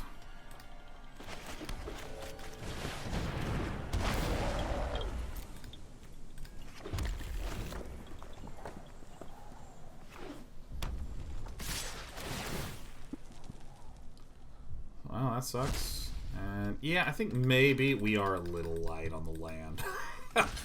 I think I'm going to cut an Arch of Orazca. Who knew it was possible?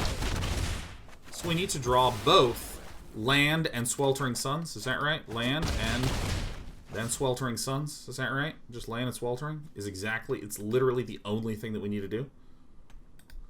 It's the only way to win. That's it. It literally needs to be Sweltering Suns exactly where the game is done.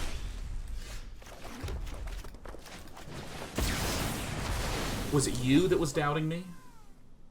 Was it you that was doubting me? Because I never doubted me. I never did. I suppose Storm's Wrath was also a card that we could have wrought.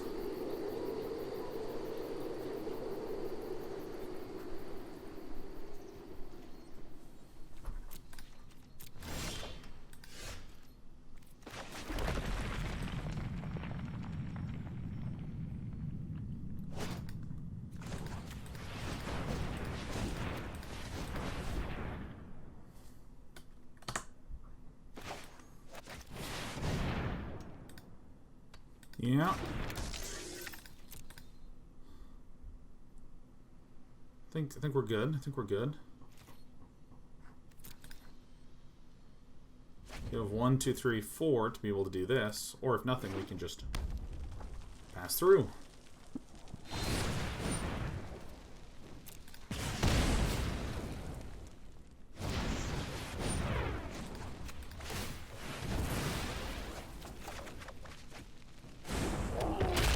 Very cool.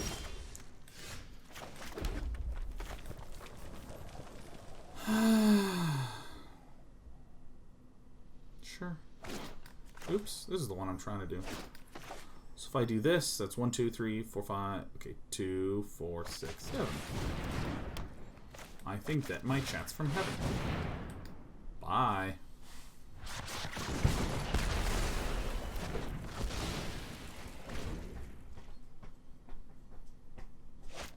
Toxic72 says, Heyday 9. Do you / have you smoked weed before? Have any general thoughts to share? I so badly want to know the motivation for this question. Like, I'm desperate to learn the motivation for this question. Because the answer is, I have smoked weed before. I did not like it at all. I didn't like it. I've actually done essentially no drugs. I have I've smoked weed before.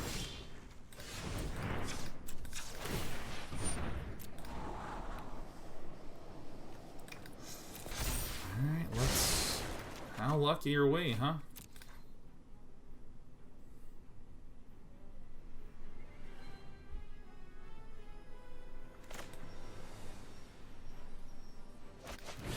Alright.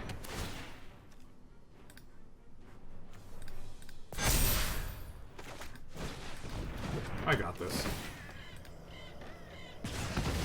Fuck. We're getting there. We are getting there. We had a terrible opening, but we were getting there.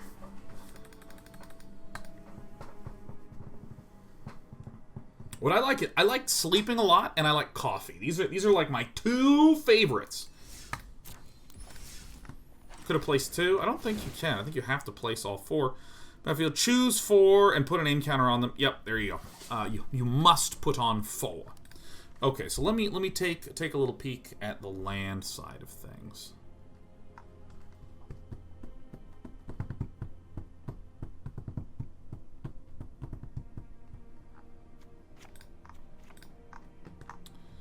And what am I looking to do? I'm looking to put into Skophos. Skophos just like owns shit, huh? I'm actually gonna put in 2 of these. We really don't need a lot of land draw, I don't think. Favorite chain coffee place? I don't care. I really don't. I'm not a coffee snob. I am so unsophisticated in so many ways, okay? Like when I want to really baller it up and splurge on some decadent, indulgent food, I'm not like, I want Wagyu so I can put it on my Instagram. Like, totally not me, okay? For me, you know what I like? I like going to the grocery store, okay? Going to the grocery store, and then you know what I like doing? Getting bread and brie. Sometimes I'll get a beer as well. Yeah? Like that shit? Crazy, man.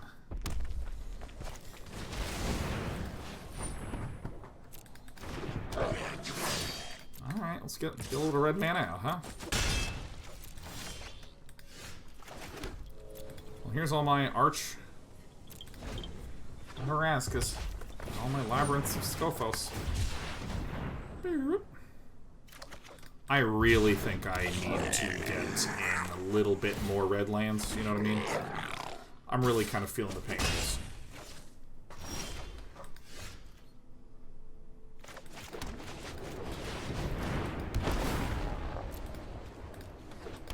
Oh my god. This is going to be close. Or maybe it's actually perfect. Maybe it's the exact perfect amount. Yeah, I love bread and brie, man. I like, I think hamburgers are pretty tasty. Oh, there's fucking Krenko on top. Oh, that's hilarious. I can't even get this guy to die. Rats.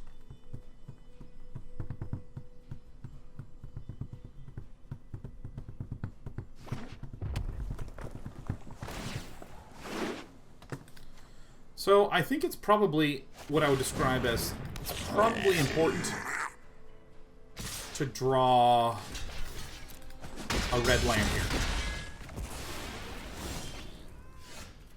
And there it is.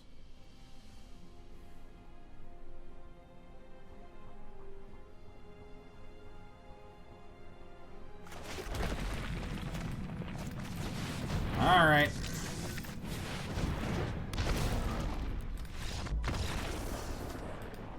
This fucking sucks. Why do you sack Krenko? It's unclear. It's unclear even to me. I think my opponent knew that I was boned. Frank Karsten land. Let's go to Frank Karsten. Land and just... Oops.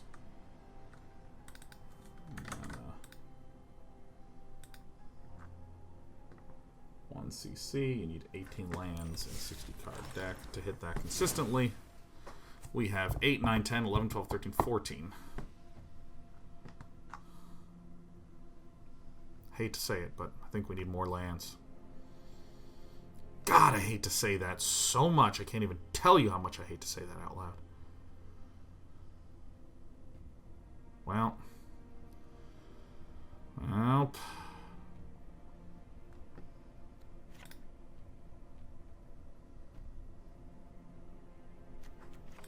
I'm going big, man. 16's fine. It's 2cc.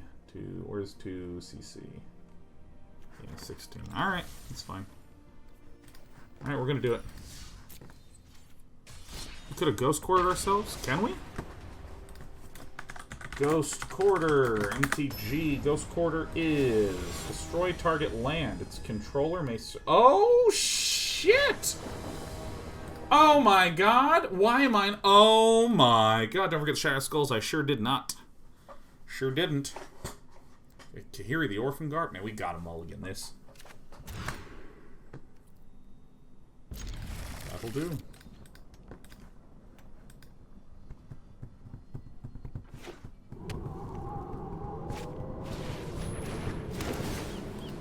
We definitely won this game. There's not a chance in heck in hell that we can lose this one. This is the perfect lineup for us.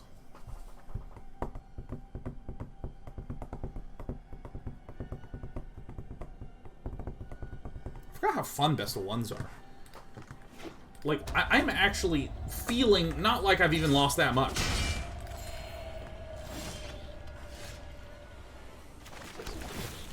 Healing up. Toxic 72 is throwing out more random questions. Ever play any WoW? You know, I have actually not ever played a single game that is an MMO. Literally not a single MMO has been played by your pal Day 9. Not one. Isn't that ridiculous?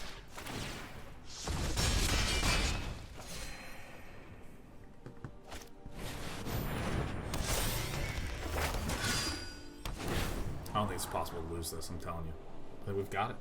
I think we essentially have won the game. It's only a matter of time now. Just need to get that one sweeper that I know is there.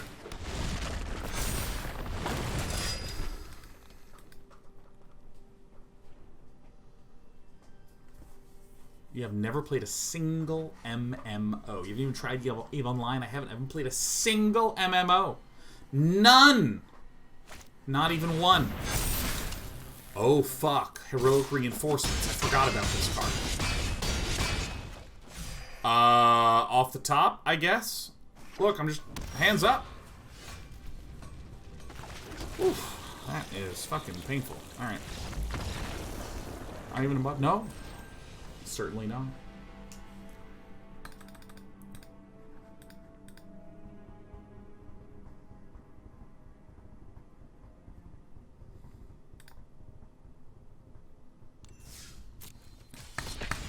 Here's the thing. You know, I'll describe what is interesting to me in an MMO. Does Diablo not count? I don't think it does. I played the ever-living fuck out of Diablo 2 and enjoyed my time a great deal. Oh,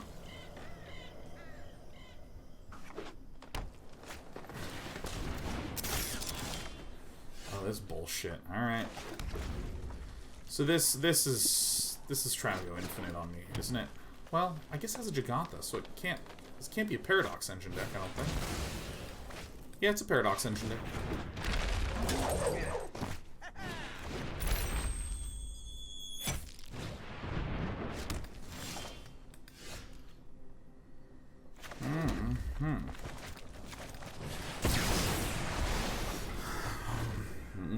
Okay.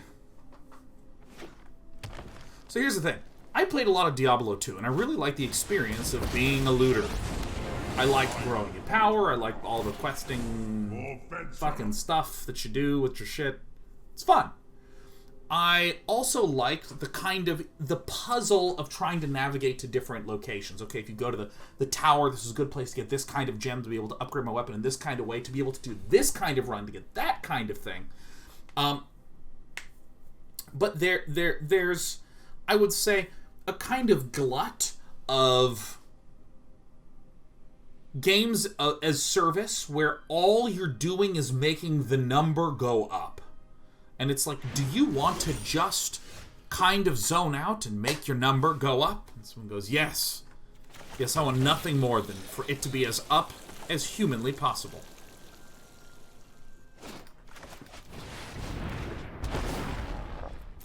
And I think if that's the only thing, I don't fucking care. It's not interesting to me. As an example of a game where numbers go up, and I love getting huge in these games, Dota 2. I love growing in power, farming, hitting creeps, but it's in the context of this game, this struggle, this puzzle, that sort of thing, and I like gameplay. And that's one of the reasons why I like Diablo 2, is that it was a very sort of complicated managing and looking up and trying to judge all the different ways that you could sort of snake your way forward.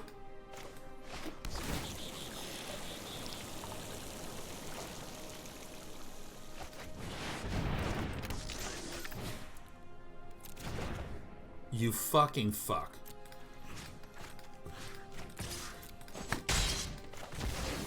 Got him! My friends down. I have let my friends down.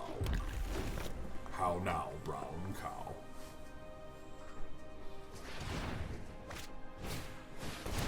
But there's two things that I kind of want out of my MMO experience. As someone who has not played an MMO, here's the things that I want. I want actual cool experiential things. A cool town, a cool quest. Blah, blah, blah. Is this a legendary? No. Turn a non-land permanent. You control if it's in his hand. So this one goes back. You tap this. Put it back.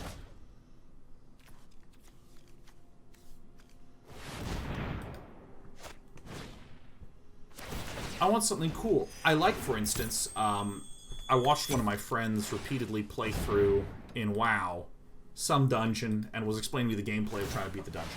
It's cool.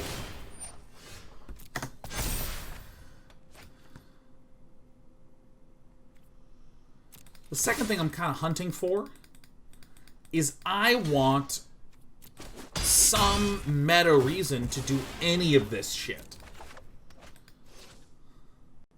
Like, badly I want this.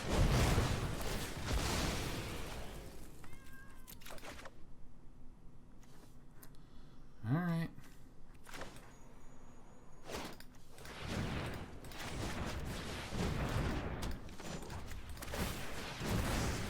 Like, here is, to me, my absolute wet dream game. MMO style.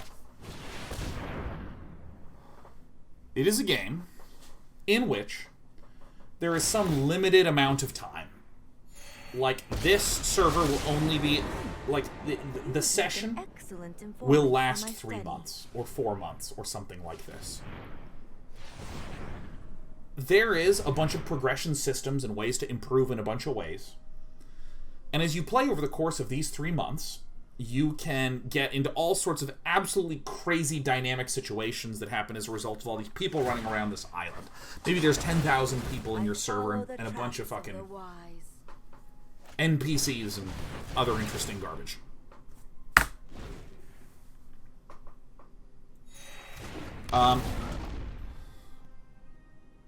And I like the adversarial nature that could exist in one of these living, breathing worlds. Tarkov is not even remotely an MMO. Tarkov is like a little interesting session-based shooter. Sean says, like, you're describing the now-defunct MMO Club Penguin. I don't know anything about Club Penguin. Other than that I'm banned from it, probably.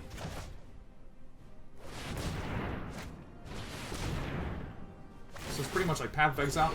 Here's how I would differentiate Path of Exile from what I'm talking about, Leos Klein. Path of Exile is exclusively a do a build and grind through this content that's there. It's nothing about the player versus player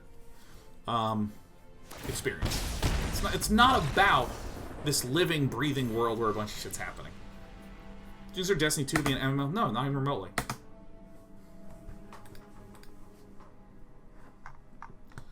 Jordan says, you literally described Crowfall. Is Crowfall out? Is Crowfall a released, finished game that you can play?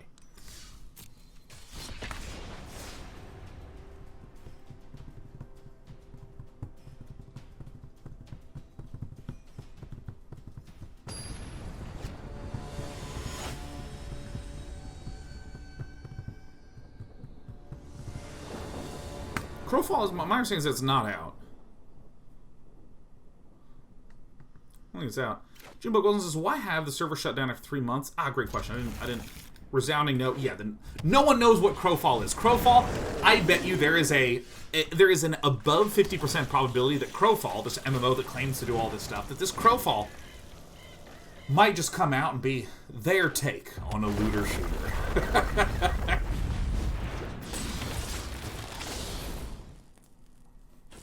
See, the reason why I'm interested in these kinds of limited time things, also the Hedron archive is feeling terrible.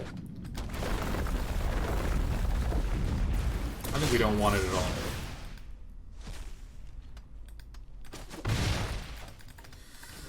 The reason I want limitations on how long this stuff lasts... Oh my god. I'm just gonna... Get me out of this game. I gotta rebuild this deck. When you have something that goes on for 2 years, it's spoiled. Like, the end game will always be spoiled.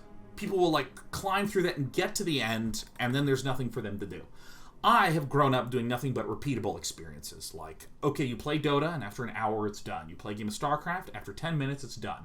And you just go through this loop again and again and again, and you learn more about the possible paths, about the possible experiences. You learn a hell of a lot more, and then in the next time that you play, you figure out new and cool ways to take what you've learned and be good in the next time.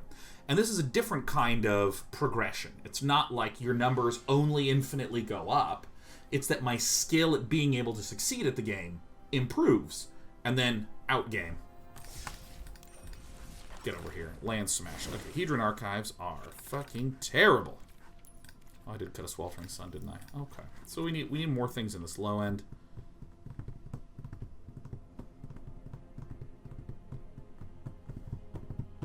And so the idea of an MMO that lasts 3 months. Imagine if the following thing worked. Like this. Let's imagine that anyone who wants to can sign up for the base, we'll call it the Bronze League servers. Now you're dumped into a Bronze League.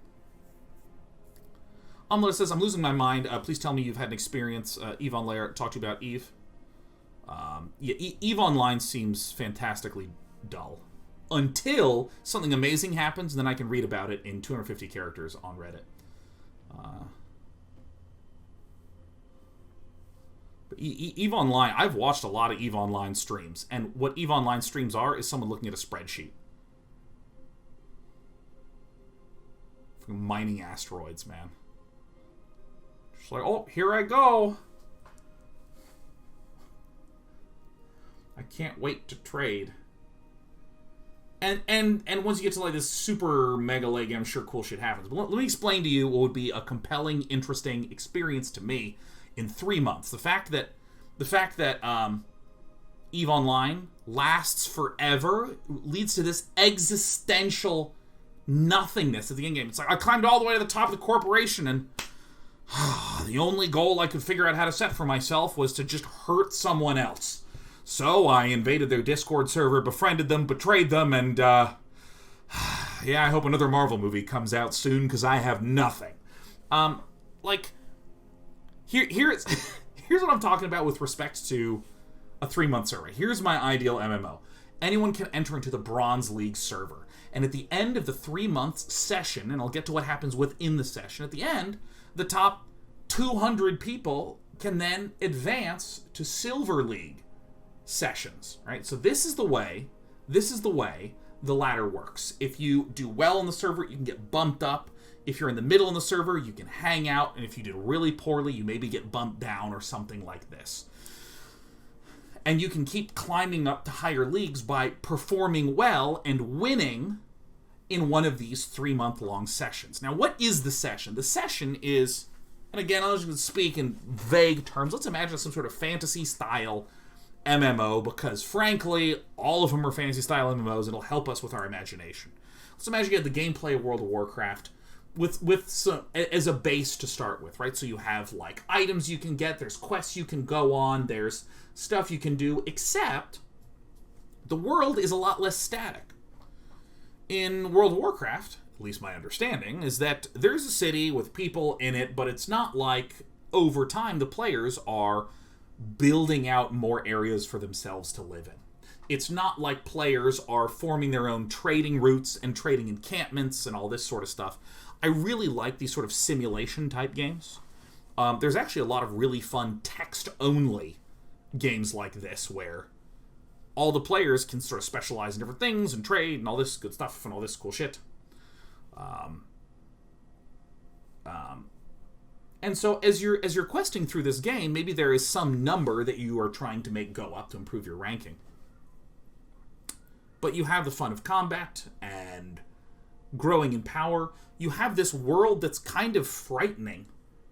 There's a lot of PvP baked into the game. And as a comparison, if any of you have played or watched Rust, Rust is a game that is all about try to get what you want and build a base and survive to get more powerful stuff to protect your base and to fuck over other people. That is a little too freeform, but I like that. I like that. And it would just be very, very system-heavy, system-driven. And I think that if you just stretch... I mean, obviously, what I'm saying is a tall order, right? I'm not just going, well, this is just so fucking easy. Like, obviously you would do this. I mean, this is obviously very, very challenging because you need to avoid system-driven degeneracies, right? You need to avoid things like, oh, we're going to make trading important, and a certain resource is platinum, and platinum is used to build the best weapons. And then you just have a team of 50 people, they take their WoW guild, they move over here, and they strictly control the platinum stuff. Vanaveri says, this sounds impossible to actually make. I don't think so. I think that the statement is, instead of trying to make a few months of content and then go, shit, we need to make another expansion so we can add a few months of content, shit, we need to make another expansion so we can do a few months of content, shit, we need another expansion so we can make a few months of content, you take the principles from multiplayer competitive game design. What makes Magic fun to continue to play again and again and again and again? And you just avoid the huge end game problem that MMOs have of the beast, and you literally clip it. So then people are trying to develop mastery and react to this ever-shifting, changing world. And I think when I say ever-shifting, changing world, I don't even mean in that dramatic of a sense. I don't even mean like everything's be fully simulated, and if players like step in water and redirect a river, this changes the landscape, you know. I mean like relatively simple shit. For instance,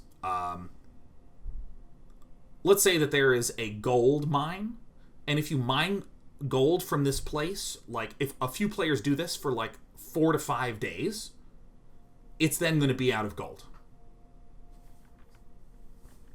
And let's say you want gold, so you go with your friends, you go here, you mine a little bit, and then maybe you exhaust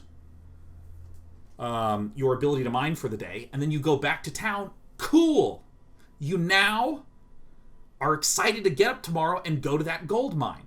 But some other player saw you going to that gold mine and knows that you're probably going to come back tomorrow to check it out. So what they do is they mine their gold there, and then they're going to try to guard it and figure that shit out. And then maybe you'll have some sort of dynamic encounter. This sort of thing already happens in Battle Royale games. You know, you're wandering around and you say, hey, let's go check that out. And then you see 2 cars full of people go in there. And you're like, dude, I see through my scope, these guys are decked out. And you're like, ah, shit, let's go elsewhere. And that's kind of fun and kind of exciting. I think that,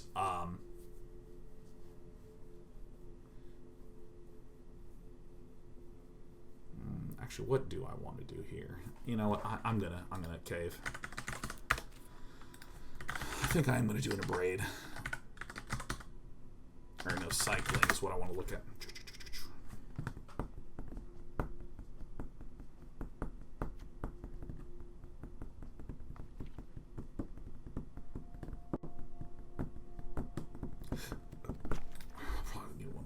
plus of these.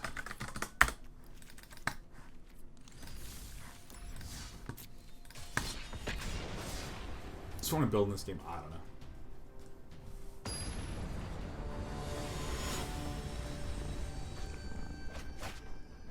I'm putting in the Abrade not because I think it's necessarily better removal for creatures, but like it's creatures and artifacts, and I've just been losing to a lot of artifacts, and I want to play like a one-dimensional dweeb. And it's instant speed. Yeah.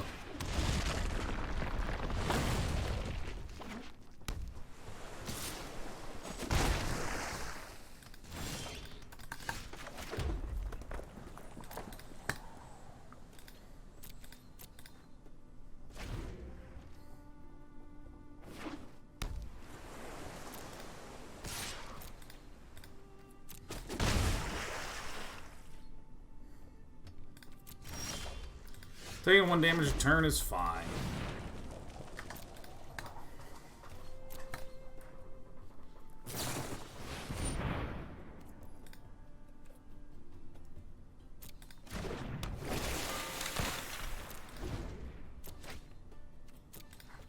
See what happens here.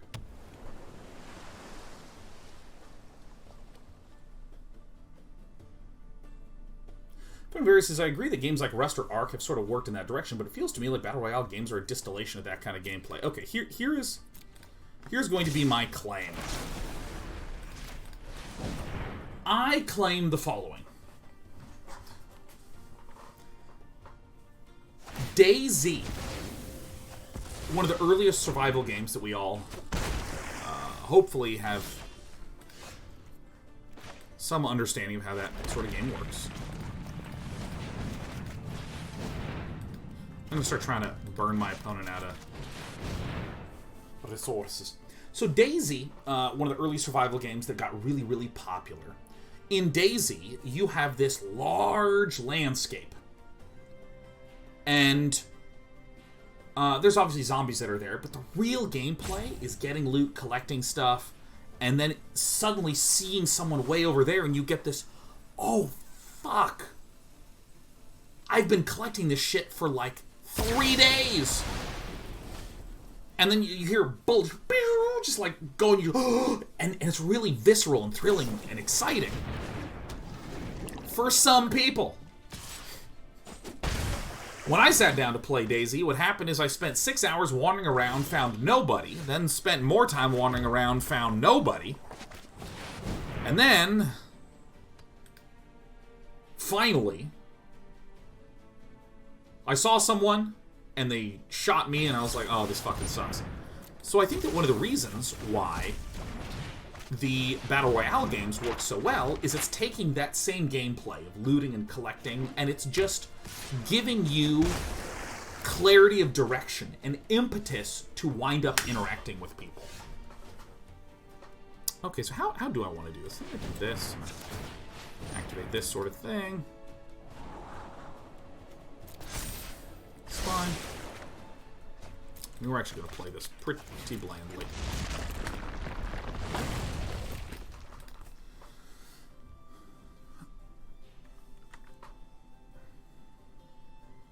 And so what I would describe is that there is this mechanism, the shrinking circle, that drives you and me to actually have an engagement with one another.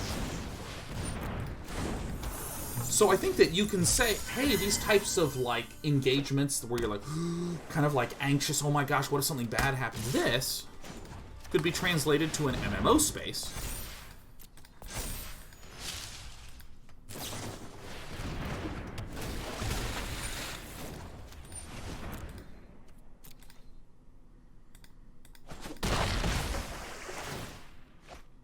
I think this could be translated to an MMO space very effectively, because MMOs already are games that... Oh, shit.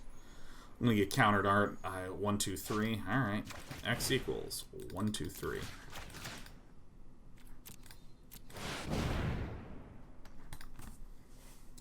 MMO games are already pre-built with these extrinsic motivations, right? Like, you want to level up your character, because then you can unlock more cool abilities. Then you can use those cool abilities, which is, like, really, really fun. We're dead. Oh, again, we lose to pretty much every flashback, you know? And there's already clearly tried and tested combat stuff to draw from.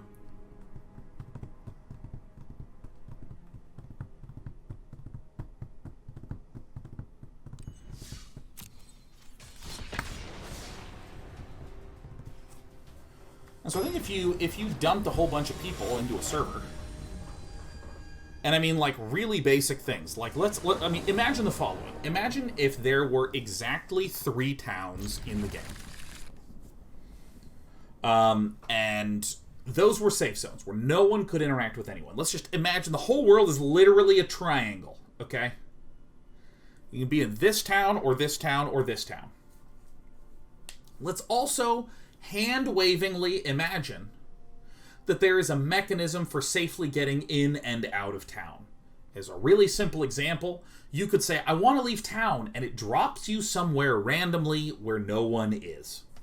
Anywhere inside the triangle. Again, because we have a city at each of the points of the triangle.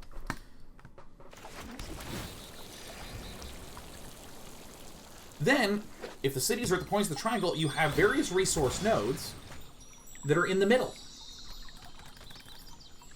And let's say the win condition is you have something like net worth. Your game has some value, so if you level up, your net worth increases. If you get a player kill, maybe that gives you nice. Maybe if you have if you kill a player, your net worth goes up. You know, just some very, very basic thing. Karn the Great Creator. Oh, that's so cute. Oh, sure.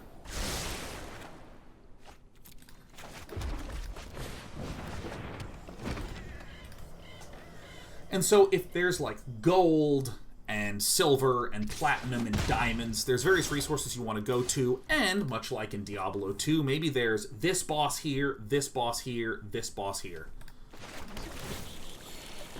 that you might want to go farm for things.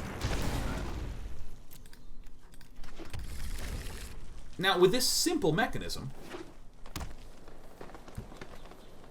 you know what happens? You wind up with the feeling of growth arc that you get in an MMO, except you really kind of have to be on the lookout, because there's going to be danger, because there's going to be people that you encounter and see at long distances, just like in a PUBG. So it's not that there's a shrinking circle that eventually drives the game to completion, but it's some sort of idea of, well, I'm going to go out, and the chances of me encountering someone are high because the game is trying to centralize where you're supposed to go, as opposed to your average survival game where... Oh shit, I wasn't paying attention, was I? This is only... Can't cast more than 1 spell per turn? Terrific.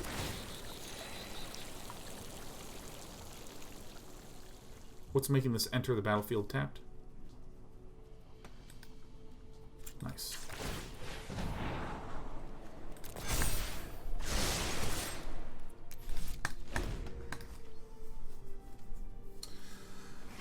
Fearchub says, that's Sea of Thieves. I think Sea of Thieves is a game with no extrinsic structure at all. This is my understanding of Sea of Thieves. What I wanted was Sea of Thieves plus an interesting growth that you could get. Sea of Thieves, as far as I can tell, is a game where you just kinda do fuck all. And then you get into really interesting, compelling encounters that don't do anything.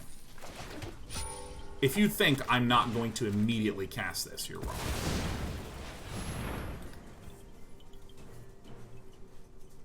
So this is what I mean by an extrinsic structure paired with some of the stuff that we already expect. You're gonna love what I cast next, Meddling Mage.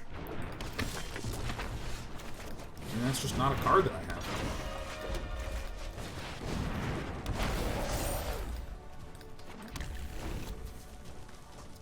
So again, let's think about this. Let me reframe everything that I want to say.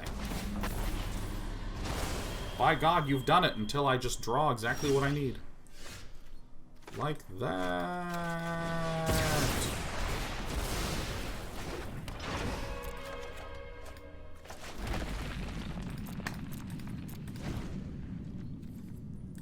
So, there's already a history in... How many meddling mages does this guy have? All of them? Oh, and the Spirit Dragon. MMOs already have a history of showing that there's tons of different ways in which you can grow in power. There's tons of different things that you can have in this game that people will already like, right? If you just say, we have World of Warcraft combat, people go, okay, cool. Yeah. Yeah. Oh, very cool. Very, very nice.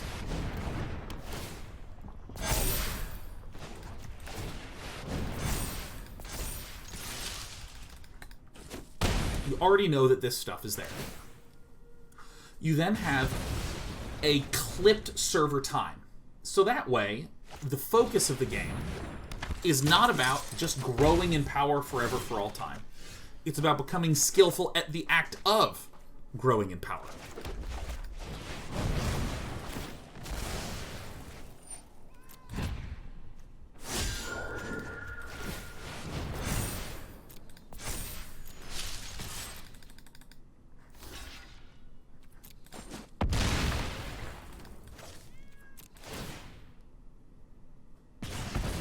Got him.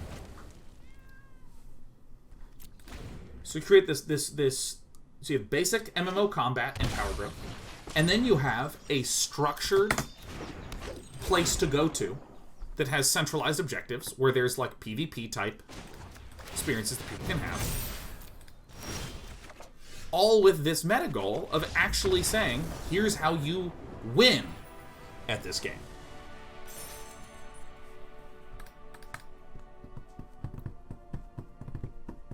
Sounds a lot like Tarkov. Here's the way in which it sounds like Tarkov. Tarkov does not have a world. It has a safe place, which is your menu screen, where you see your stash.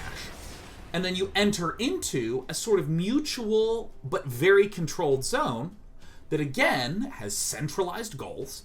You want the loot, you want the loot, I want the loot, and we're all trying to sneak around to get the loot and then get the hell out of there. You can take this loop and apply it to a different type of game. Like, imagine fantasy-style combat from... What's that spell casting thing? There's a spell casting game that Noxious has been playing that's like a spell battle royale, something like that. I don't remember what the name of it is, but... Spellbreak, that's right. Alright, so you have some Spellbreak. You have something like this...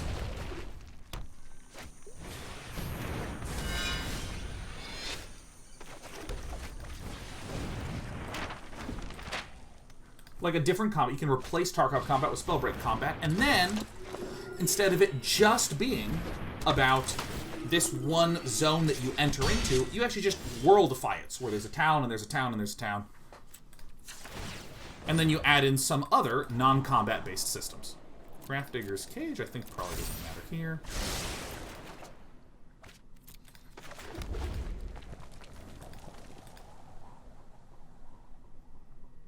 And then,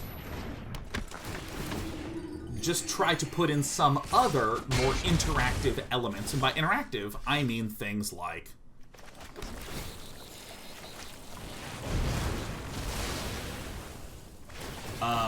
there's trading. So let's say there's a town, and I go way out east. It takes 30 minutes to get to this place that has platinum. And platinum is a big damn deal.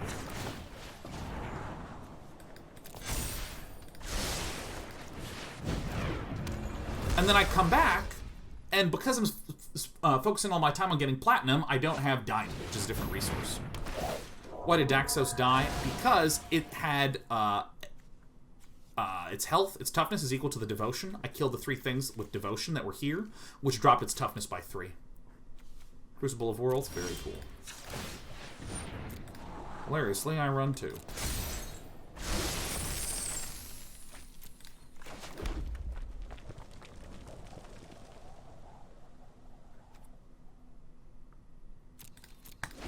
Willie Nelson's Headband says, when do you play Dota next to my dude? Thursday or Friday. Purge is doing his patch review.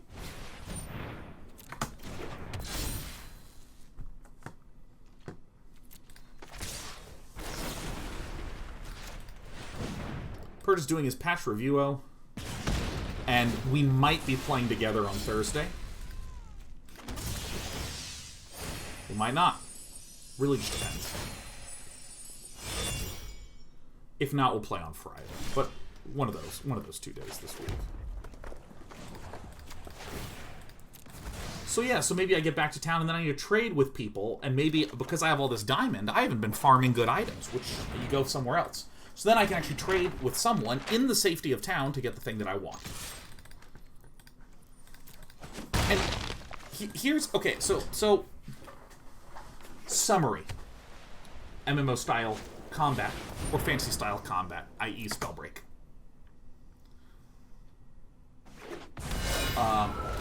Structured systems that would remind you... What are we getting? This thing?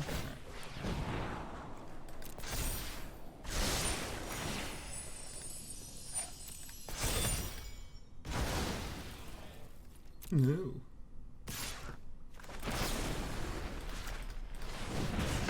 Structured systems. Alright, I'll do this in between games.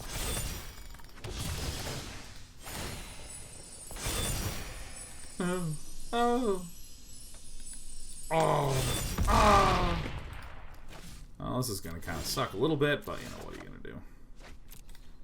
Nice. Hello. Hello.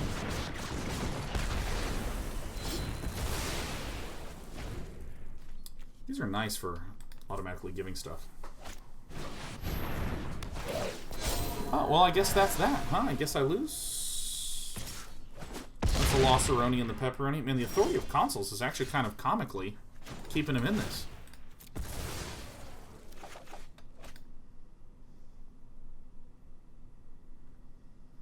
Well.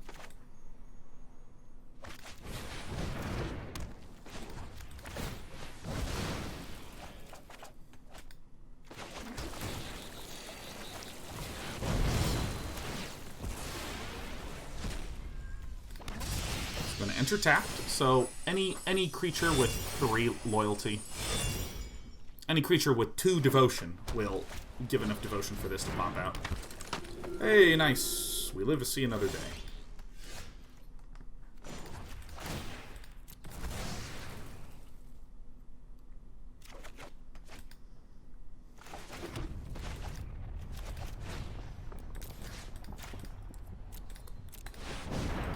I have a blocker, so that's good.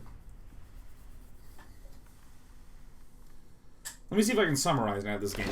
So again, you have your fantasy style, MMO style combat and progression. 2, you create resources that people want for the sake of their progression. And if players... fuck.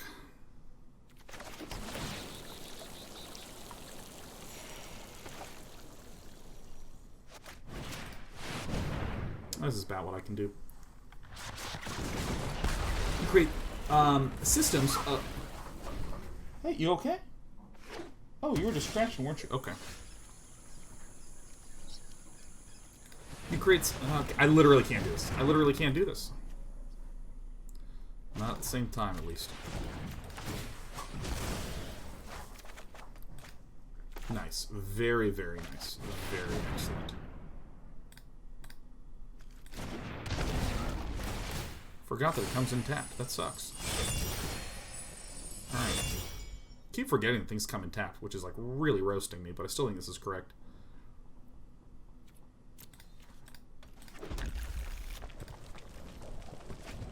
Alright, let's focus on this game and let's talk about our little MMO thing. Our fantasy.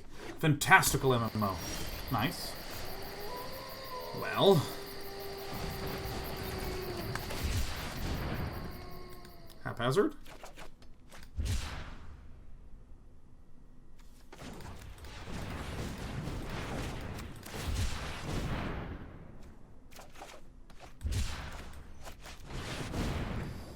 Yes. Okay, change of plans.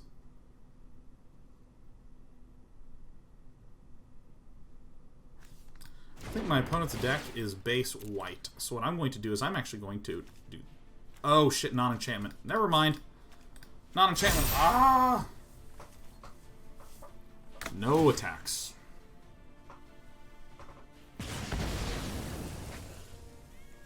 So this is what we do. We control until we can get some land smash stuff out, and then we smash the land.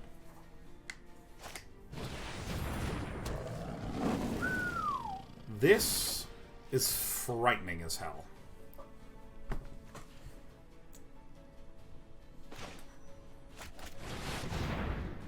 Alright, well.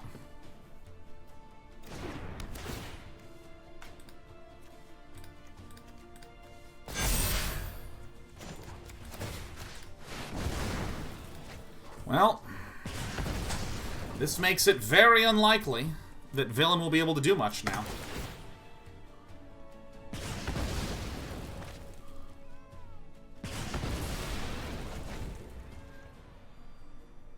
Has to be a 1-mana. Oh my god. Shit. Alright, well. I guess we're gonna roast both of these.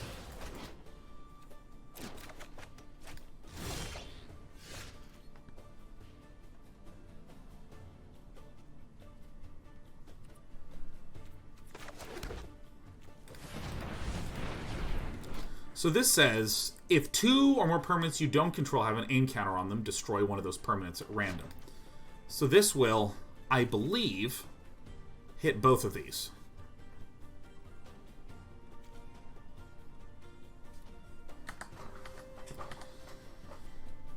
Maybe it'll actually only kill one. I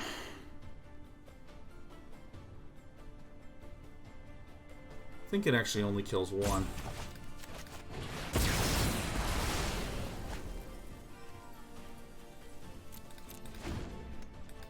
Okay.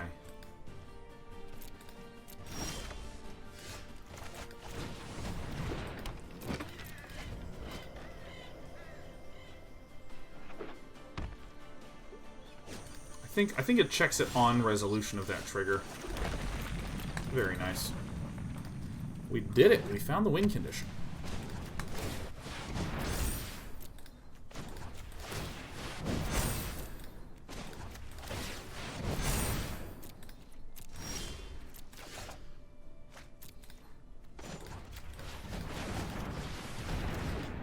We are legitimately trying to find something good here. Very tight. So we don't want to just... I swear, if that's a collected company, that's going to hurt bad.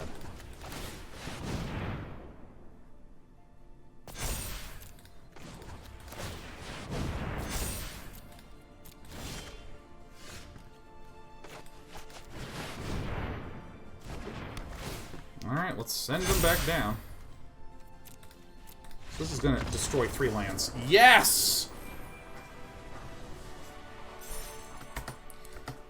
Excellent. Took us a long time. Okay, now let me finish this thought, okay?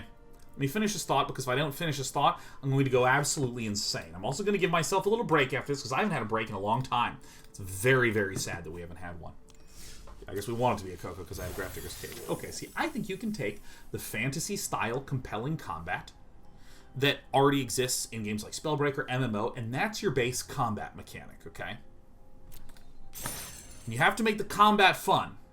You have to make the combat interesting in some way. I think there's enough references to just say you try to succeed at that, and I think that's possible to do. That's part 1. Part 2. If you see Escape from Tarkov, you motivate players to go to specific locations to get loot, and then get the hell out of there. The extrinsic goal is the power growth. But the fact that it is in contentious areas is what creates the conflict. To do what? To do the fun combat we just said. Alright, so fun fantasy combat. Locations of mutual interest to players that are in a dangerous zone, which then lets players improve at this extrinsic thing, which is their player value. And then, third thing, I think you can add in extra systems that are already kind of proven to work.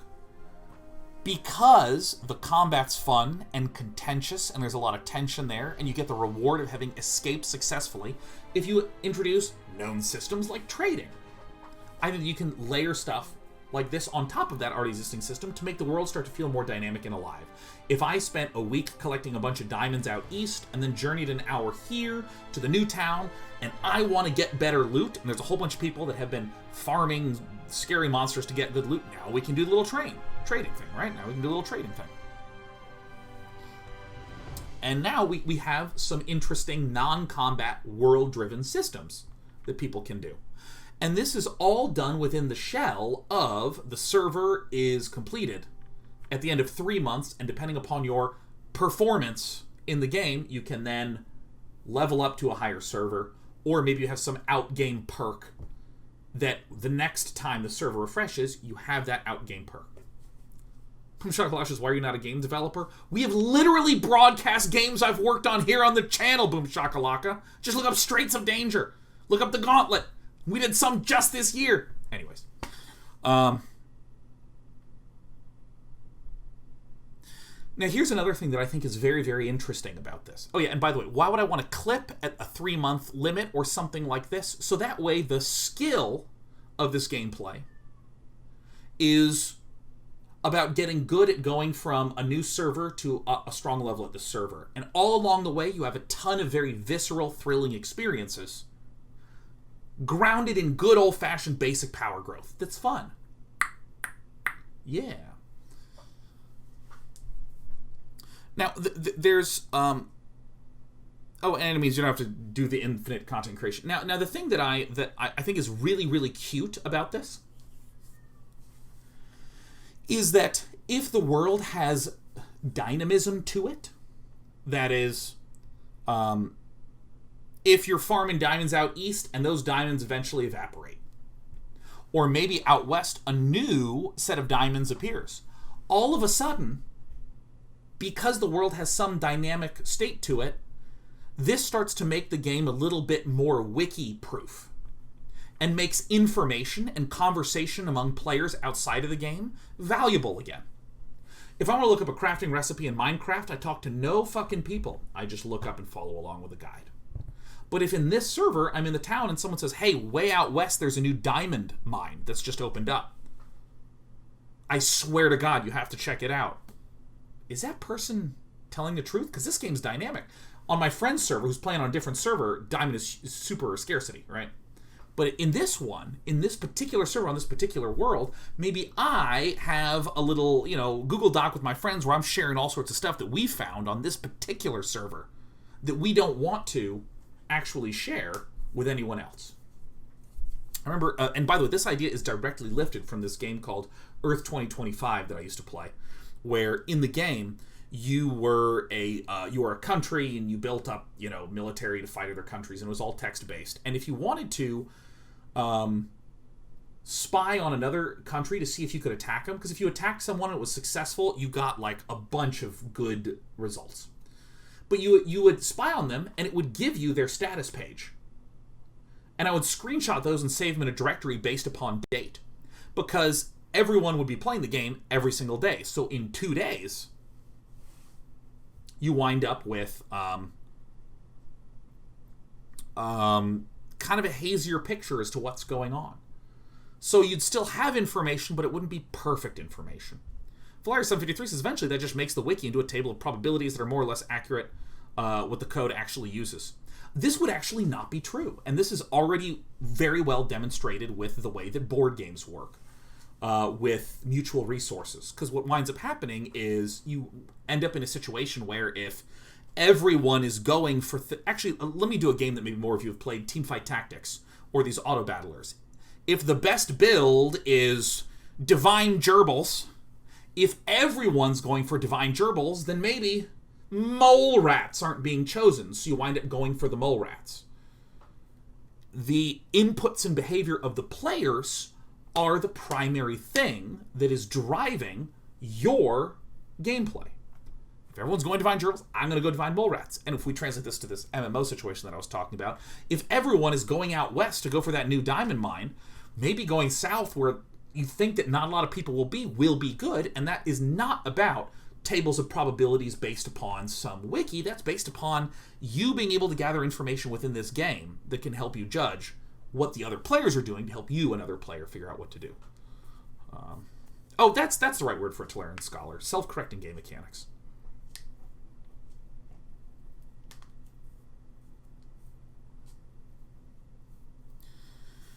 And I think that, by the way, this is we're in the asterisk zone because this can be interesting.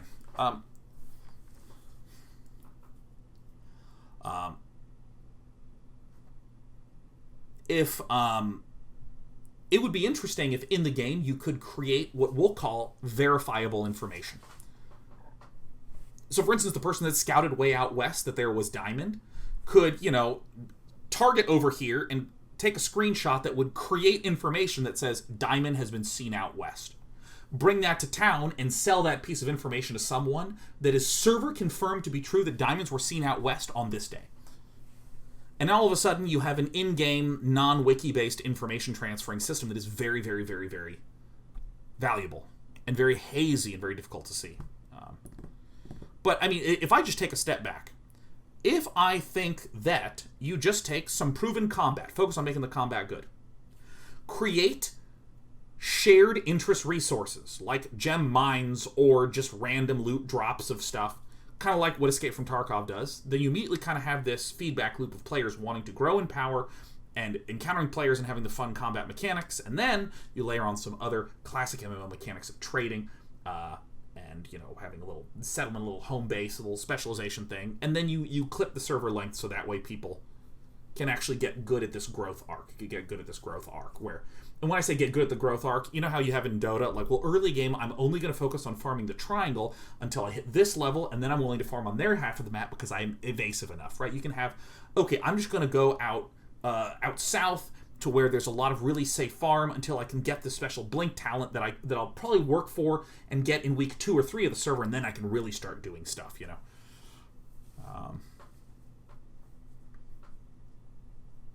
And this could literally be not a huge giant world with 40 zones like what World of Warcraft is. This could actually just be a much more concentrated, limited gameplay map. And as long as the map itself has lots of dynamic components to it, here's a server, have 500 people in, and clone that server 3,000 times. And it all starts at the same time every month. My name is Sean, and these are my stories. I'm gonna use the restroom, but I would really like to play that because I really like dynamic player-to-player experiences. I think power growth is fun, but I like it in contentious circumstances, a la Dota. And I have so much existential boredom with the idea of just playing this MMO for 70 hours until you're max level, and then you can see the game, which is to grind raid bosses until your levels increase.